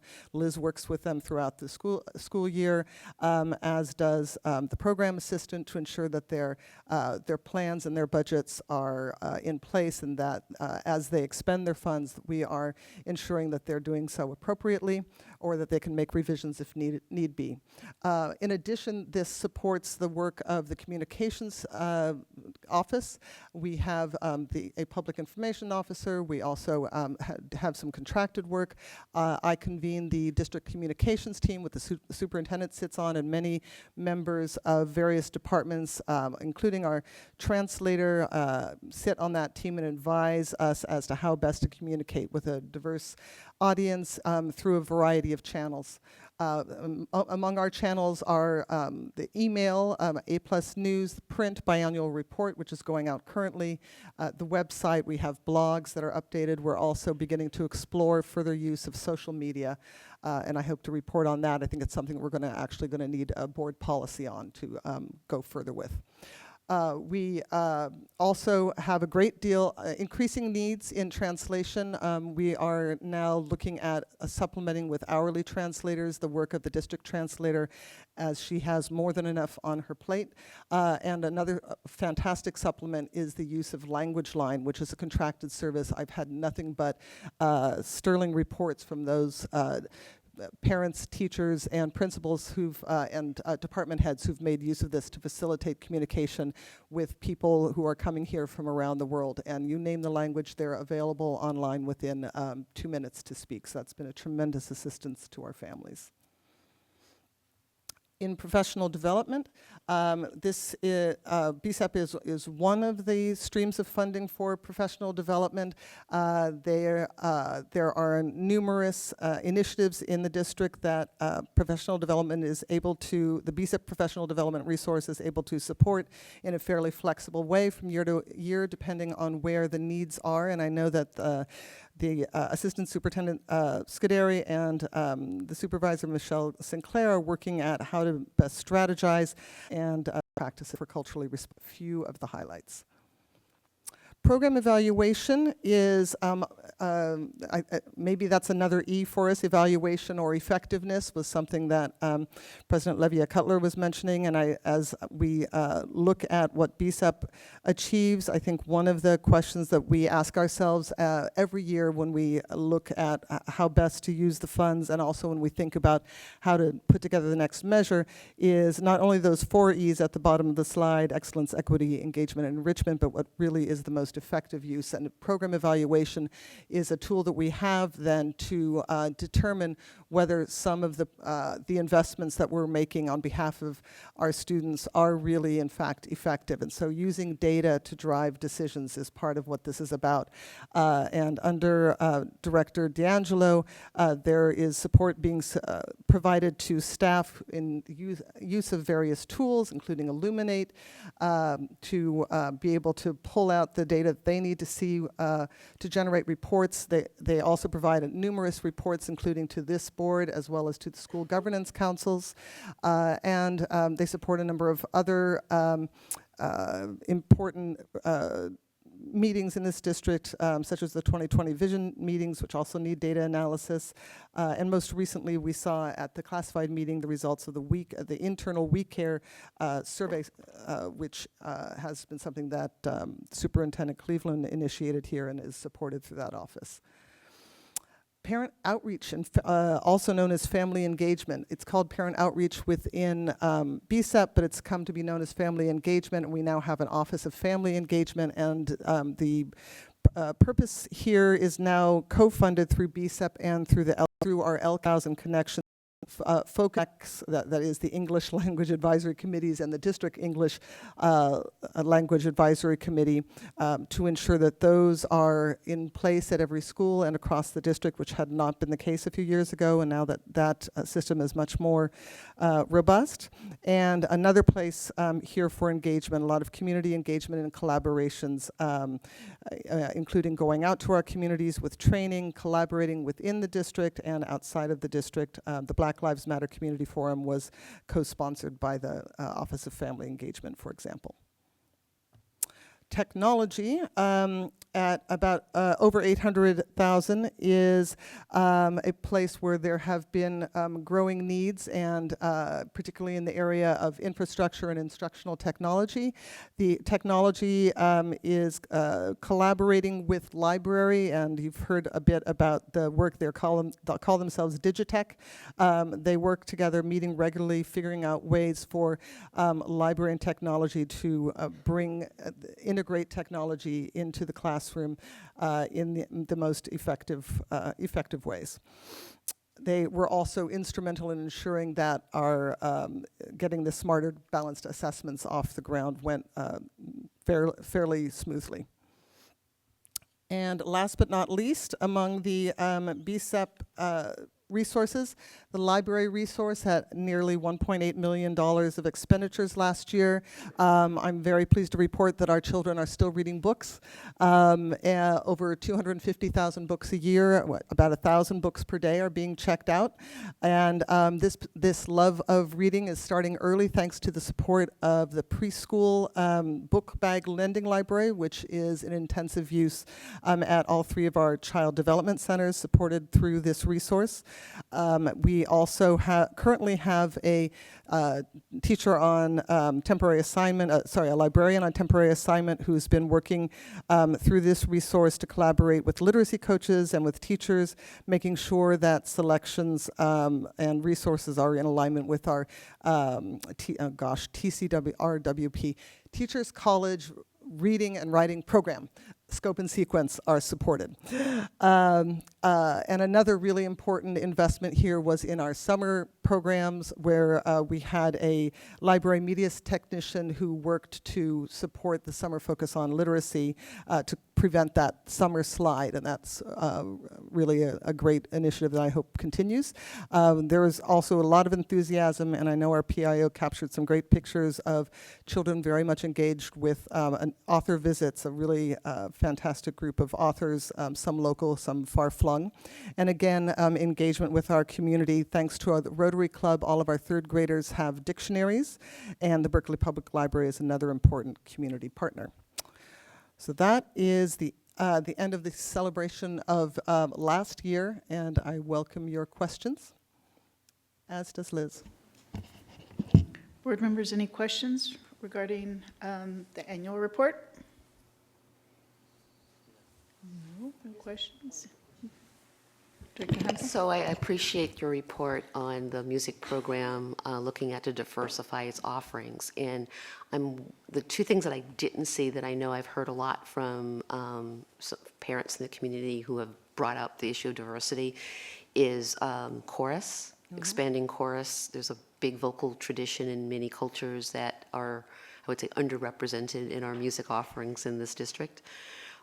As well as electronic music, including how to make a beat. I know quite a few young men and women, including my son, that took an instrument, took trumpet until middle school. The middle school program did not resonate with him. He's now more of a jazz fan than he was when he was 13, and was not particularly interested in Western classical music. However, he now, at the age of 20, wants to be in the music industry and has made beats and done keyboard and rapped, since he was 12.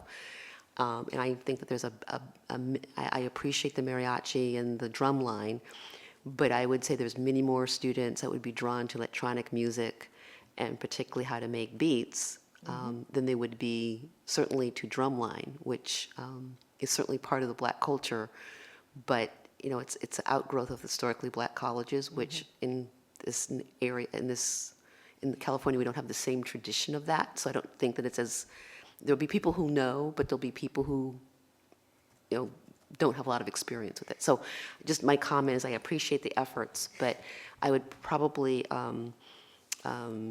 suggest that there's like a focus group maybe to talk about with students and parents, maybe because sometimes people can make assumptions about what would be a more diverse, attract more diverse student body, but it's kind of like thinking that jazz will. Right. In fact, jazz doesn't until you're about 40. So I think maybe some kind of focus group to help guide that. So we don't diversify, but find that we're still not attracting students because we're not offering those musical experiences that are meaningful to them. I know that Pete Gidlin is planning on doing exactly that, a focus group, community focus group to discuss what might be more attractive to a wider range of students. So that's great, and I'll be sure to relay that to him. That'd be great. So this is an annual report for the 14-15 year. And as we moved ahead to 15 and 16, and now we're going to 16-17, is there a plan to moving the things that are on the second page, like the literacy coach and the counselors and the RTI, is there a plan of moving some of those things into the general fund through the LCAP? or we've kept it the same and we'll be keeping it the same? That's probably a good discussion for me to launch into when I do this first interim, because we'll be looking at the trajectories and what can move into that. So if I can address that then, I'd be more than happy to. And then just in question in terms of the language lines that are being used, what's the other language that predominantly a lot of families are using when Arabic. they use the Arabic? Arabic. And interestingly, French is up there. We have a lot of Francophone, French-speaking African immigrants, and that's up there. Turkish is very high, both Mandarin and Cantonese. And then I want to say for Arabic, not just one kind of Arabic. There are multiple dialects of Arabic, and the wonderful thing is through the language line, we can get specific and say that, we'd like Moroccan Arabic, for example, and can get that, which is great. And can get male or female, which is often also important. Do we have any questions? Then we'll move forward to the interim. So for the first interim, whereas for the annual report, I really focused on program. For first interim, we'll mostly be looking at the numbers and addressing the question that you raised about the trajectory and what might be some options going into the next measure. So what this first interim report does is kind of begins to draw a line from the expenditures from the previous year into the current year and then extrapolating outward. And the key thing to be looking at is highlighted, I hope helpfully, in yellow, which is the fund balances. And I've segmented the 9 BSEP resources into 3 slides. The fund balance that is most of concern is on this first line, which is the class size reduction balance. So you see there that whereas there were revenues of over $16 million, the expenditures were basically ate up all of that with both the transfer to the general fund, where it says contributions to GF, that's the so-called teacher transfer accounting for a reduction in class size. And then, this leaves very little, and then the additional expenditures, this leaves very little left for the fund balance, which is why this board was asked to come make a commitment to funding some of the things that BSEP had been funding on the so-called page 2, the middle school counseling, expanded course offerings, and program support. I do have a slide that addresses just that later on, but I wanted you to have a first look at that.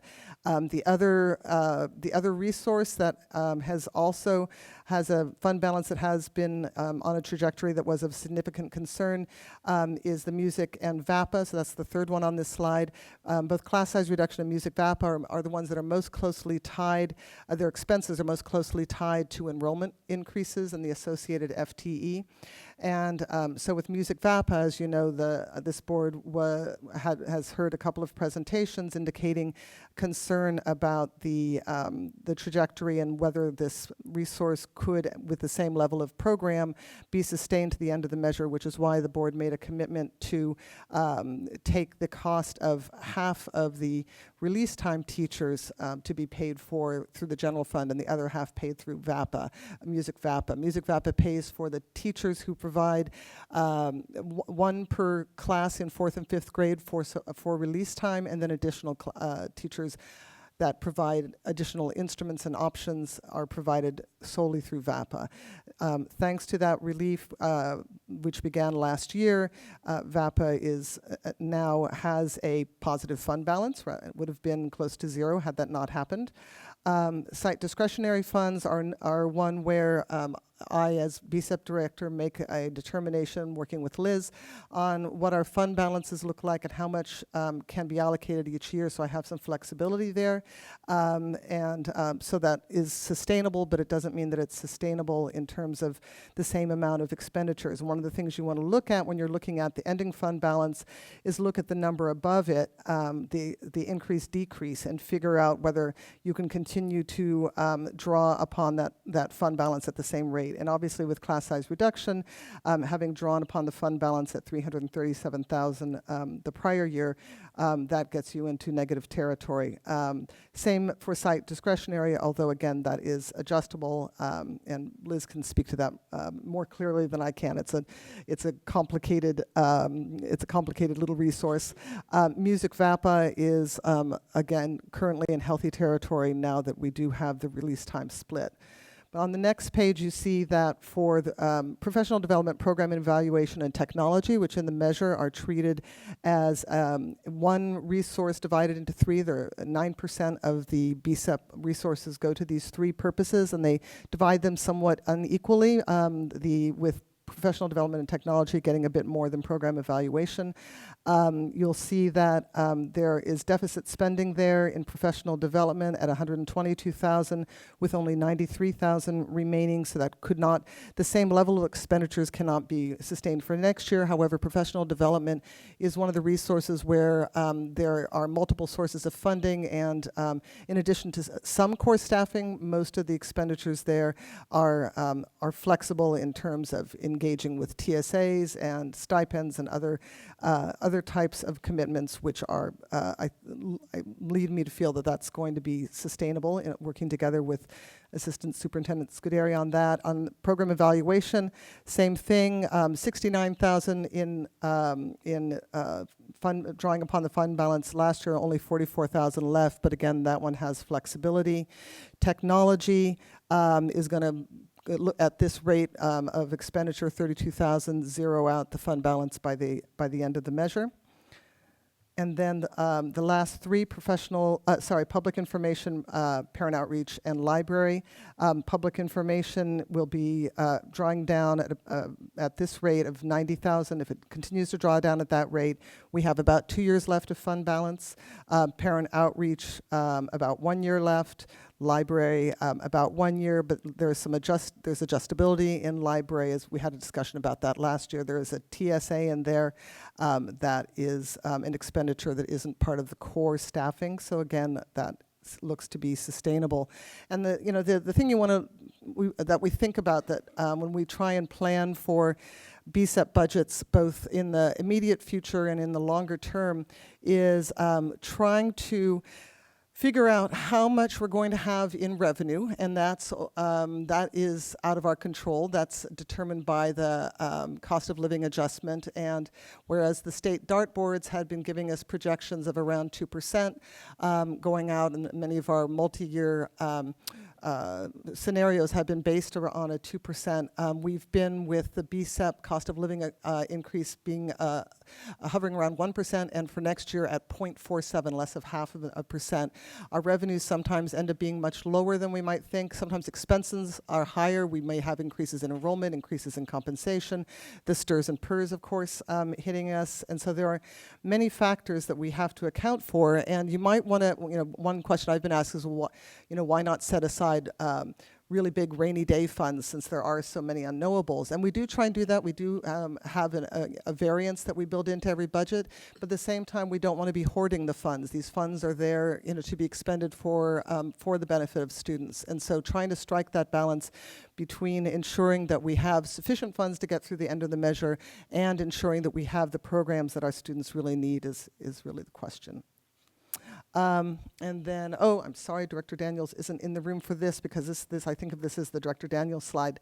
And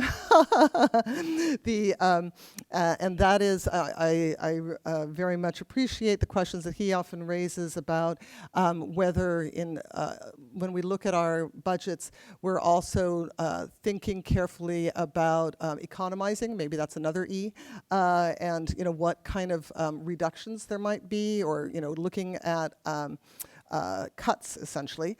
And I do want to just give you an example of some ways in which there have been adjustments made over the year.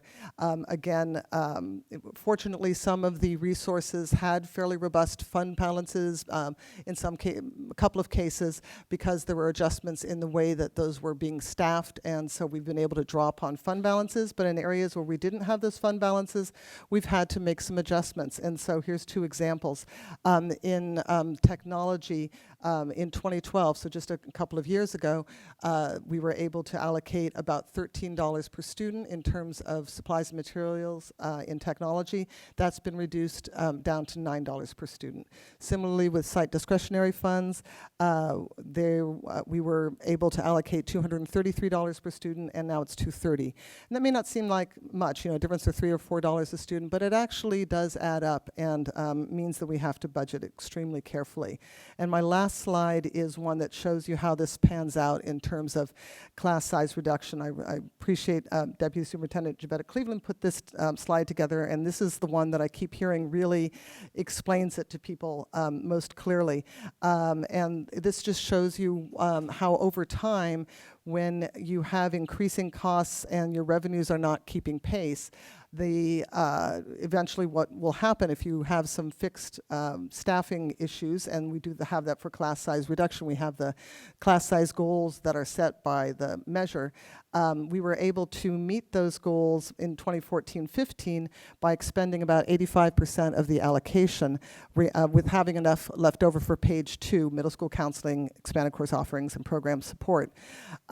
However, with increasing costs, we're projecting that by the last year of the measure, 2016-17, the allocation for page 1 will eat up 96 to 99% of the entire allocation, which is why the board was asked to allocate some one-time funds to ensure that some of these programs could remain in place.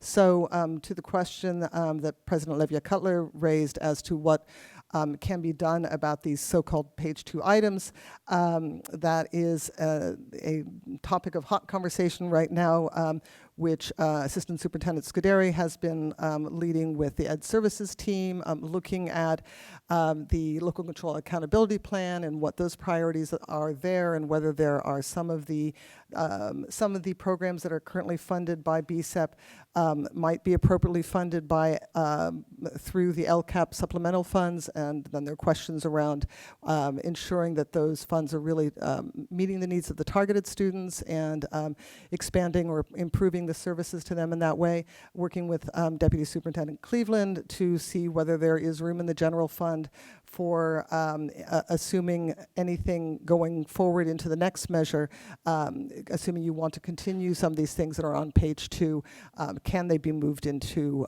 the general fund? And that's, I would leave both of those questions to my superiors, but indicate that those are, while we're getting additional funds, many of those funds have been committed, and so we may have some hard choices to make. Of course, one of the other issues that we'll be looking at in planning for the next measure is what the community supports and how much the community is willing to support going into the next measure, given that our costs have increased and that ensuring that we have not only the revenue that we currently have, but can cover the costs of what we are currently covering would mean additional adjustments to the tax rate. And we will be polling on that in February and also having conversations throughout the community about those priorities and possibilities. That's my report. Thank you. Board members, any questions, comments, clarifications? Director Daniels is running down. Director Appel. And then Director Daniels. Thank you.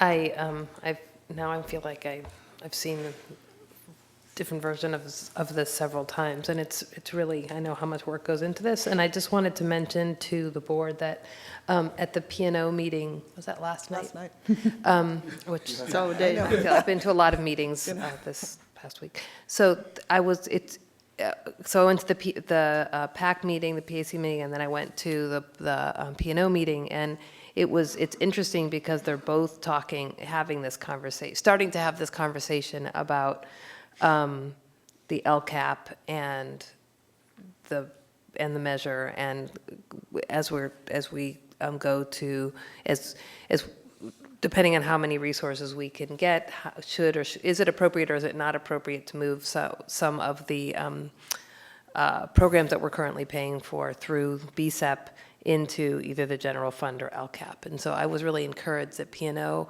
had that conversation last night and proposed a meeting with the PAC to have that conversation jointly as parents, which I thought was really cool. So I wanted to just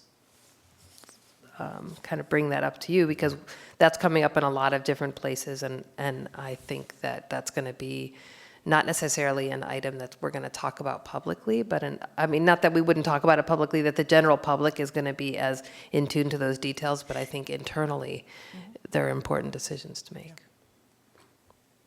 Thank you. Director Daniels? Yeah, actually, it's related to what Director Appel said. Josh and I were like this. And I'm sorry I wasn't able to, putting some weird feedback that I don't usually get. How's this? Anyways, I'll just talk from back here.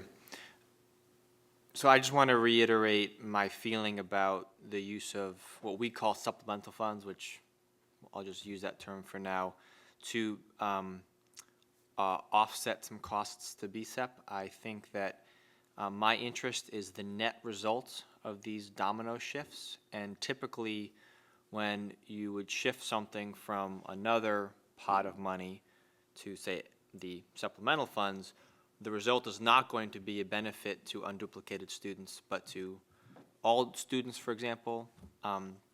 But I have extreme concerns about sort of the general approach of that. If there's a way of making it work, I'm more than happy to be open to it. I'm one board member among 7. I've expressed it the previous year. We did this the first year to help the general fund, and I was comfortable with that, but I stated at that point, after that year, no more.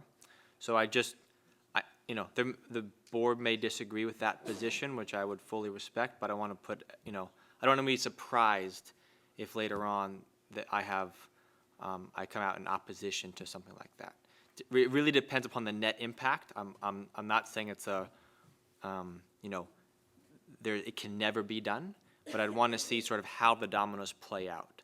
So at the end of the day, what program or programs are really getting the most relief or most benefit from those sets of maneuvers, and what programs are not expanding or not being supported as a result. And we obviously don't know right now because we have a long way to go, but I just want to put that out again as we have this conversation. Director Hempel? I think to follow up on Director Daniels' comments is that I don't think this is widespread in our community, but I've certainly heard in some sectors this feeling is that targeted students have LCAP money, and therefore BSEP is for other purposes and issues. And what I'm hearing a little bit in Director Daniels is us making sure that that's not how we see it as we go through this process, that BSEP is for all students, including targeted students, and the way that you may reach targeted students might be through targeted programs. That makes them as much a BSEP program as any other program. There's programs that we have that we know if we were looking at a demographic of those taking those or benefiting from those expanded course offerings or some of the program supports, that we would see that you could make some pretty clear patterns in terms of distinct segments of our community benefiting. And so I don't want to get to the point that we then start balkanizing our money according to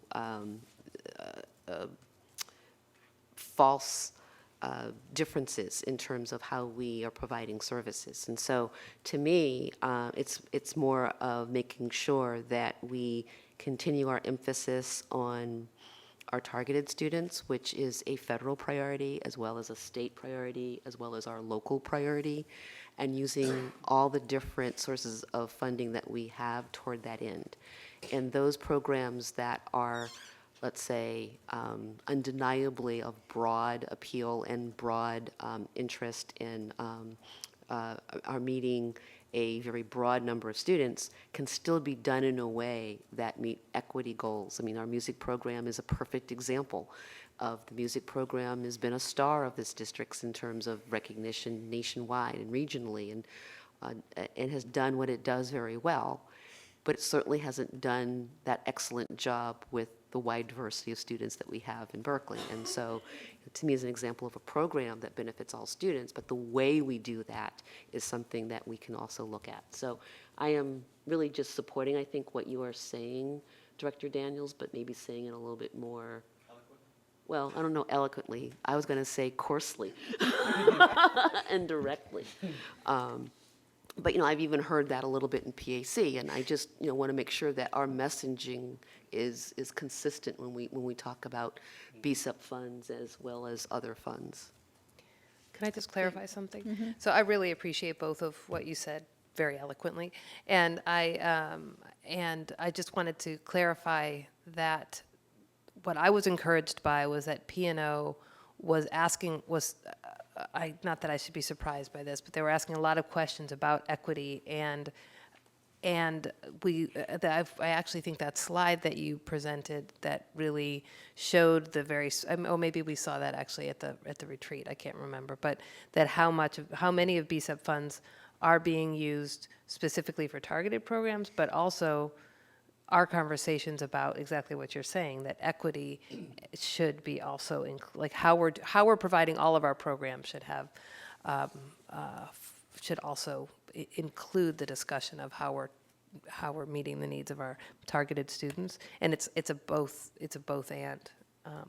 But I just wanted to make that clear, that it wasn't, the conversation at P&O wasn't how can we move money over to the supplemental funds, the LCAP, but more let's get together and talk with the PAC so that we're not, I guess exactly what Josh was saying, so that is not the result that we end up minimizing, I'm sorry, I'm so tired tonight, reducing our outcomes, but instead figuring out smart ways to budget so that we're increasing our targeted programs to our unduplicated students.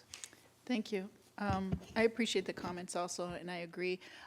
And also, I want to comment that I really appreciate also the PAC and the P&O coming together, and however we can facilitate even using this room, which is a little bit bigger for their working together, because it's two very large groups, and so however we can support that, because I think that's a really good way to bring the best minds together. So thank you. Any other comments? If not, then we're ready to vote on our, yeah, we have it. We have, these are action. I'll move both items. We'll move both items. Director Second. Daniels, second by Director Alper. All in favor? Aye. Thank you very much for all your work, Liz and Natasha. Thank you. You sleep, dream. Be safe. Yeah. Yes, for both items. And so now we have a discussion item on the information on the governor's budget from our Chief Financial Officer. Yes, our Deputy Superintendent, Javetta Cleveland. We received our governor's budget proposed for 2016-17. And Ms. Cleveland, are you ready? Okay.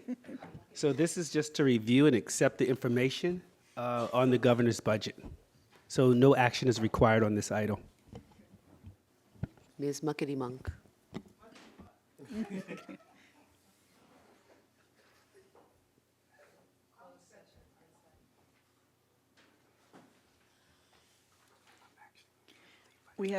We have a presentation and then followed by our discussion. We have an hour for this.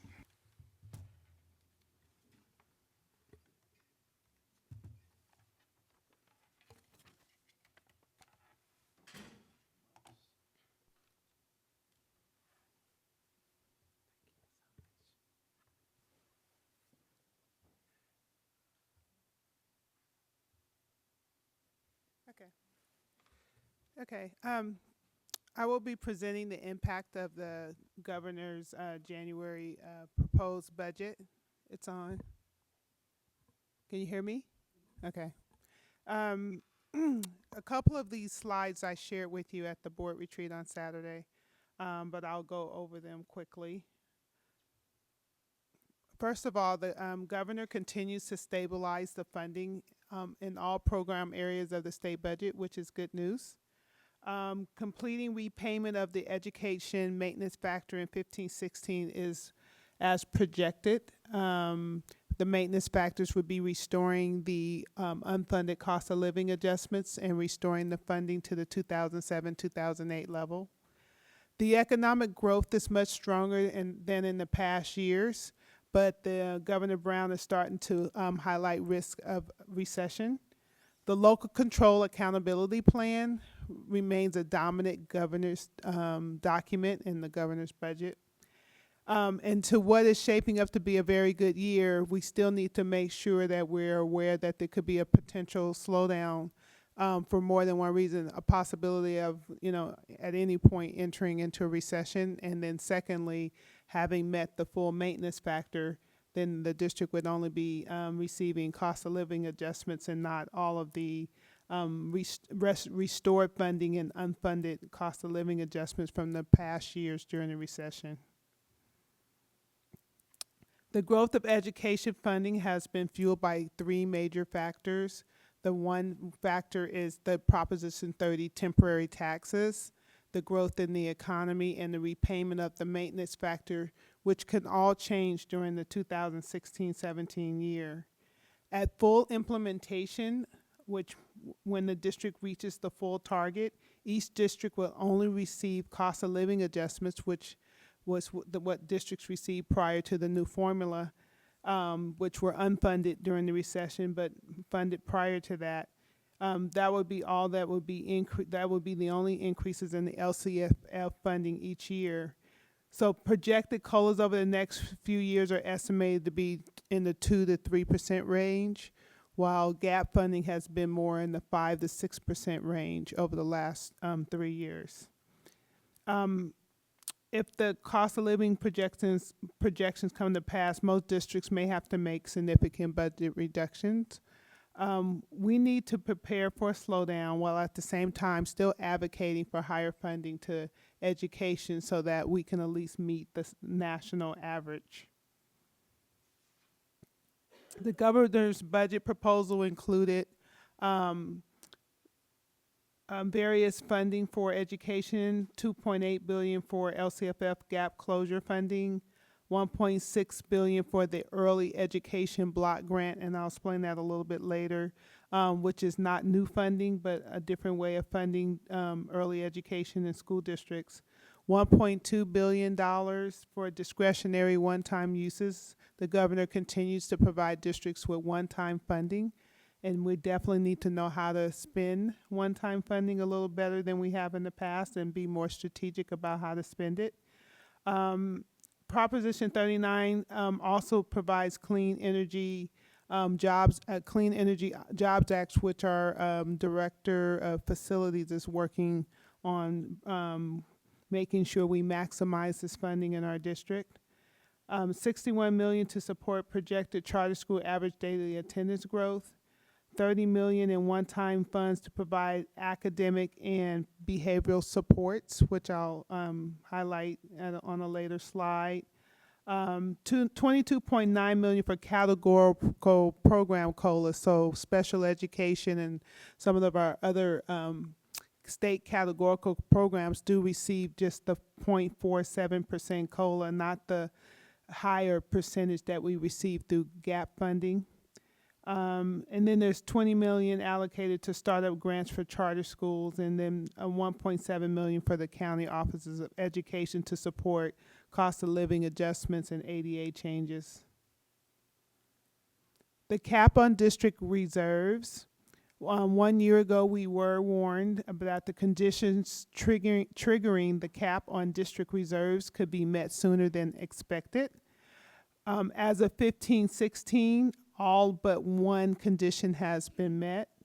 And so the one condition that has been met is the full repayment of the Proposition 98 maintenance factor, but test one has not fully been met. So it looks like we won't, the cap on district reserves won't kick in my understanding, until probably 18-19.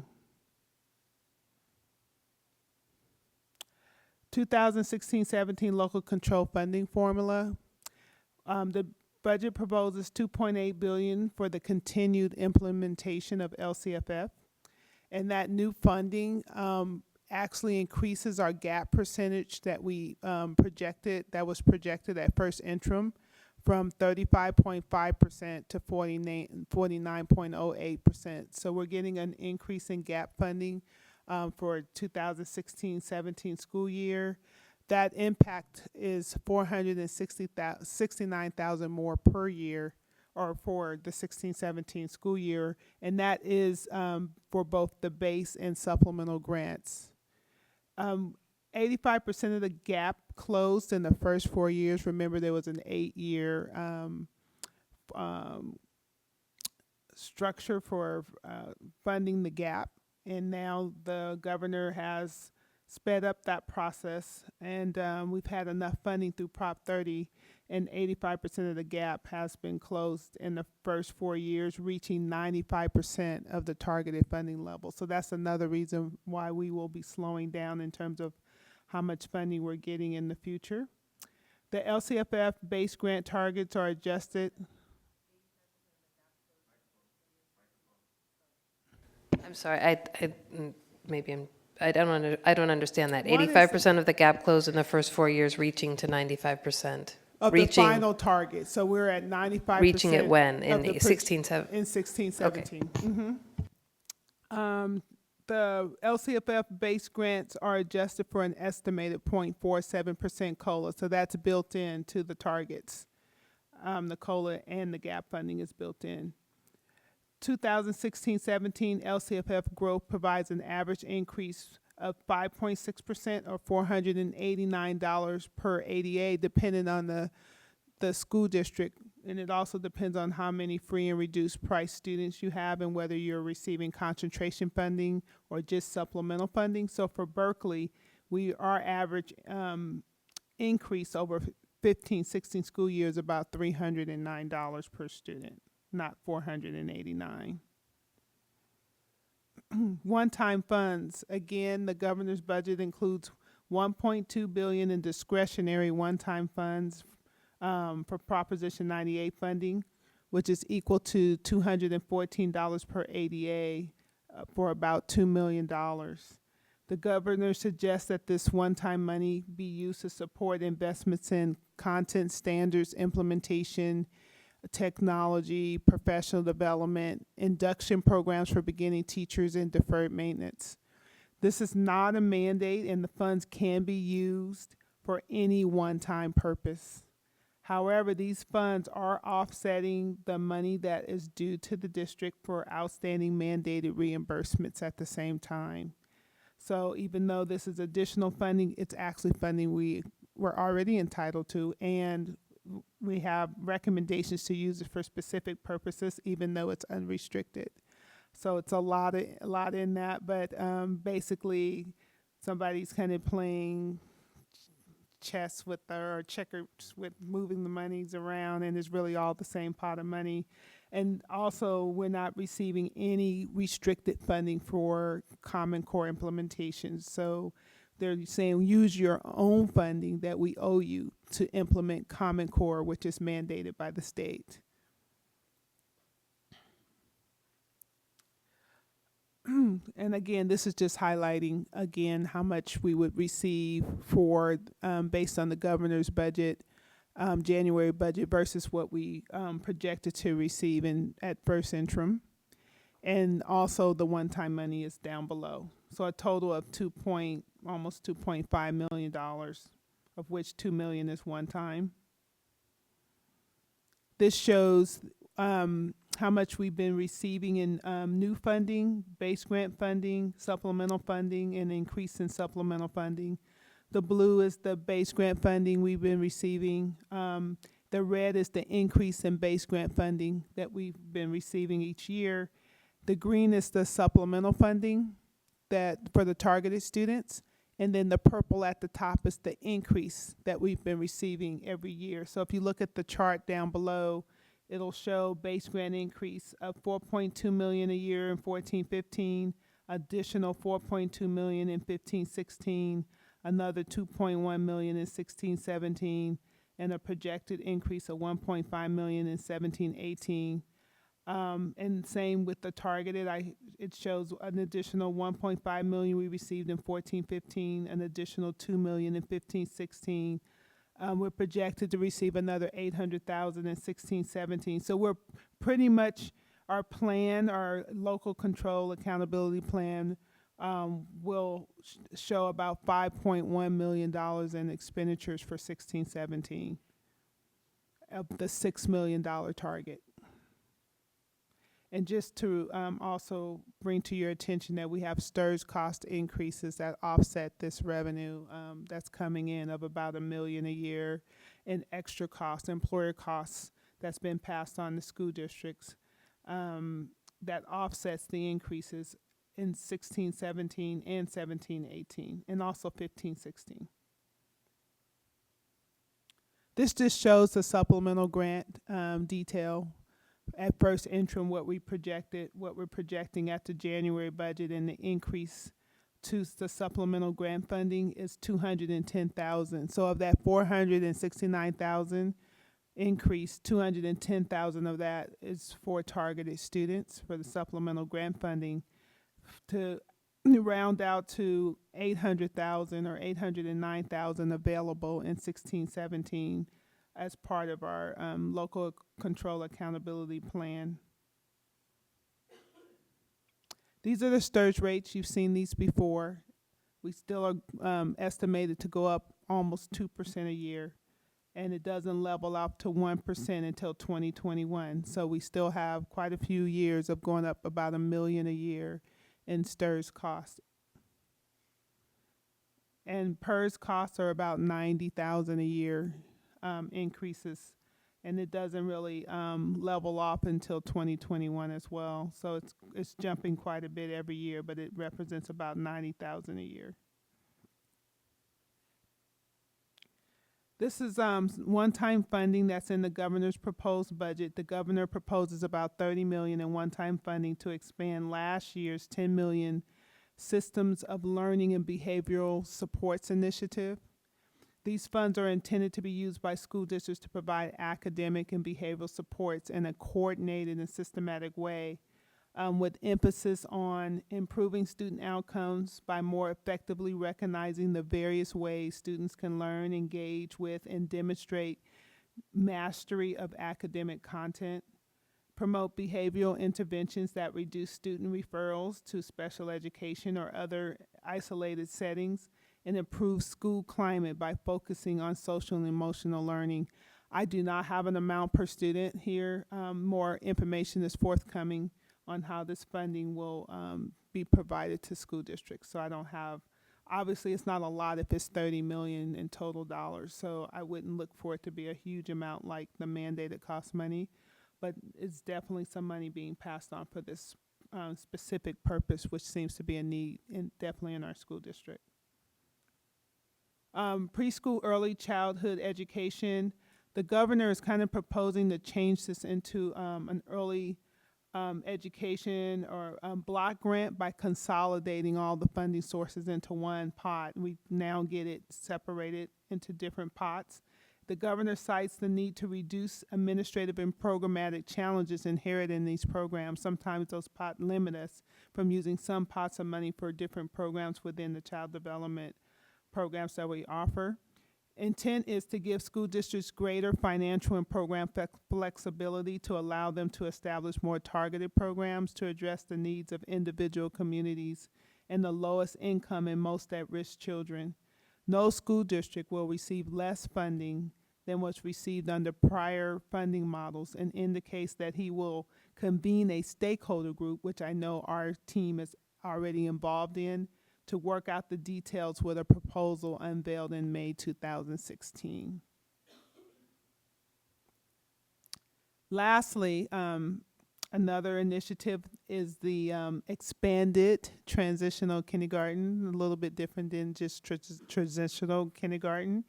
Assembly Bill AB 104 allows a school district or charter school to, at any time during the school year, admit a student to TK who will have his or her 5th birthday after December 2nd, but during the same school year, which brings in a lot more 4-year-olds.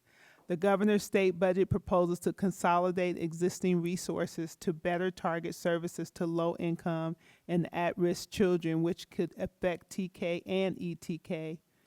As the administration is seeking to engage stakeholders in the development of the Early Education Block Grant, which is a new requirement, school districts should plan for 16-17 based on the current law, but keep the eyes on this developing proposal. And so we also have been given a tool by School Services of California to calculate the cost-benefit analysis of implementing this.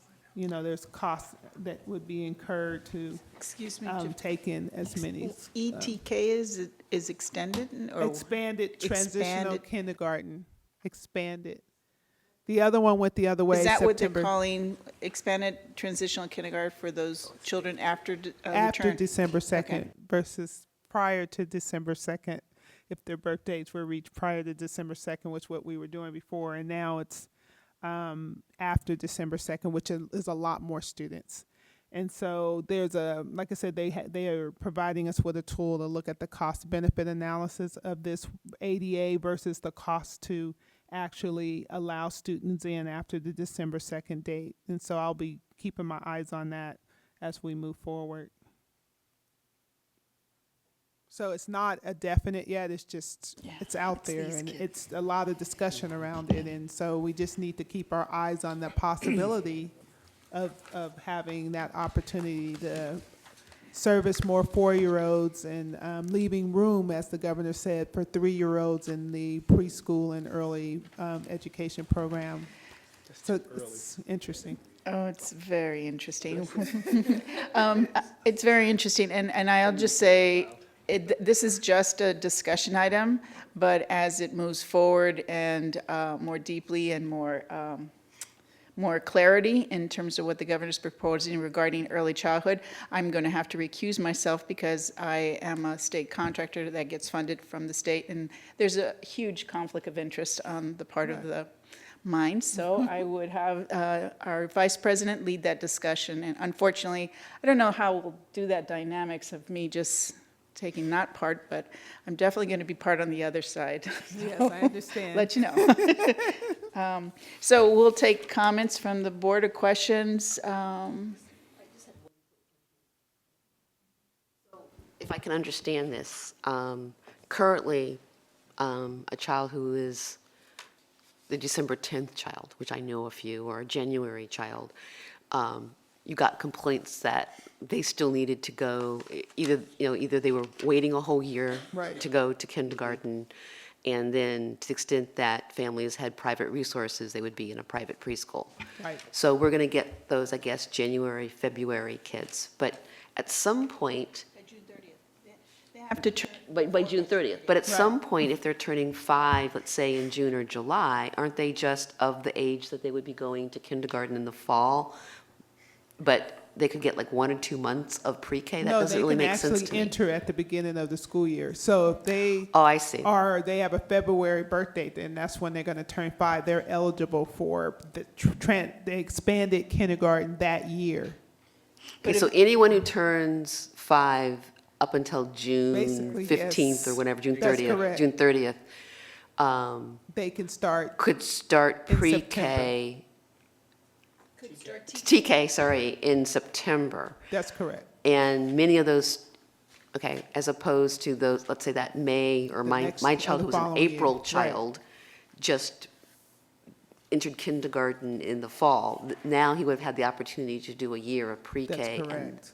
Okay, so it may impact our kindergarten some, because we may have, well, I guess probably not, because either you're not in school or you're in private school, or at this point. So first of all, it's permissive. So It's there's no permissive. That's requirement for correct. us to take That's correct. any student whose birthday is after December 2nd. The previous law was unclear in terms of whether or not you could actually do that. We in Berkeley, from my knowledge, didn't allow anyone, but other districts were more flexible. This clarifies that you can allow a kid like my son, who's a December 19th baby, in early. And so, It was but an April baby that could then. yeah, it's true. But so some of the things, think about it, to Ms. Cleveland's point. So you take a kid who was in our preschool program and put them in TK. So then you have to sort of figure out the financial impact of that decision, and then you have to also factor the possibility that a new kid would be added to preschool to replace that kid.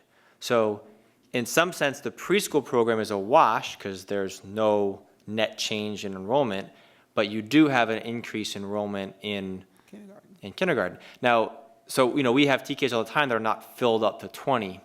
And so one option may be to think about in those situations, you know, how would you do it? Would you do a lottery or something like that? Because you may have, you know, more, it gets complicated. And so that's Yeah, that's where school they services. completely put together a tool, just so Yeah, you can that's where school analyze There's a lot of whether you questions should or and shouldn't. there's And a for lot us, of the facilities issue is obviously important. And so Is there anything in the law that would prevent you from seeing ETK as being something that could be used particularly for targeted children first, to the extent that you don't have room for everybody?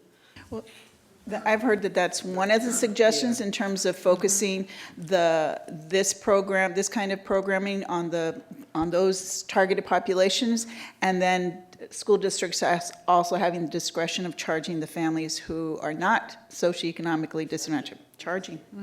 So the challenge also is well, constitutionally, but Yes. but that's been being proposed.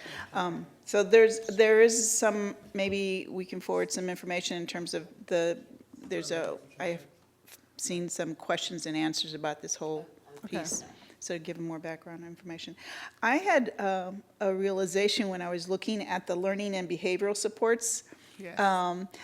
that is sort of wonderful because the county who operates our students in jails and community day schools would now be obliged to develop much more programs that are responsive to our students who are incarcerated, which I would hope to see, especially in the community day schools.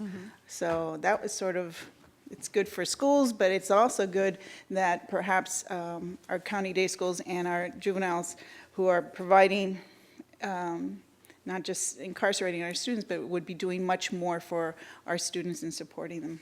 So, Josh, Dr. Daniels, is there more information about the reserve cap? I also had a question about that. Where is it? Are we still? CSBA continues to push back hard against it. There was a bill that CSBA ran last year that didn't get enough traction. Should explain a little bit what the So the reserve cap for the thousands who are watching states that in certain years, when the state is required to put in money to a special education reserve account, that the following year, our reserves are limited to basically 6%. And if we have in reserve more than that, we're basically required to spend it down. And that would make it difficult for us to sort of put away money for future needs, either one time or emergency or whatever. And so CSBA's position and our position as a board has been that that is bad fiscal policy on behalf of the state and micromanaging and counter to local control. But at this point, it is still in effect. I think there was some initial worries that that would apply sooner than they had initially predicted, but now I think that the general consensus is that in the next couple of years, barring an unexpectedly bad recession, that you will not see any money be put in, you will not see the reserve cap apply until, as Ms. Cleveland mentioned, 18, 19. So we have a couple years, and there are ways to set aside money such that the reserve cap is not triggered. In fact, when we committed money to help BSEP and others, that's an approach that could be used in that situation as well. But at this point, no new changes from what I've heard about around the state. Okay, Director Appel. This is about a very small part of this, but I was wondering, you talked a little bit about the 30 million in one-time funds, and that's to build on the 10 million that were allocated this year, and the 10 million were this year actually are currently being, there's an RFP that's out right now, and it's going to counties to do train the trainers. Okay. The majority of that money. So what I was unclear about with this 30 million is if it's again going to go to if it's actually going to go to districts to help them actually provide the services, or if it's going to be more train the trainer funds. That's interesting because it says Systems of Learning and Behavioral Supports Initiative, as if the money's going towards an initiative. But it also mentions that it would be used by school districts to provide academic and behavioral supports in a coordinated systemic way. So I really don't have that much more information. I tried to find out, and nobody seemed to have answers, which is always troubling at the county level. So once I find out, I'll put it in a Friday note, this extra 30 million, if it's mainly going to go towards, you know, kind of to the county offices or to the districts, but it reads as though it's going to come to the district, some of it. And I know that It's the not current. a lot when you look it's at not a lot, yeah. statewide and if it's allocated statewide. But it's good that there's some, you know, funding being appropriated for this purpose. It's just doesn't seem to be enough, and it doesn't seem to be clear how it's going to support our district. Any other comments? Again, this was just a discussion item, and we look forward to updates. Thank you. Now we will open to public comments.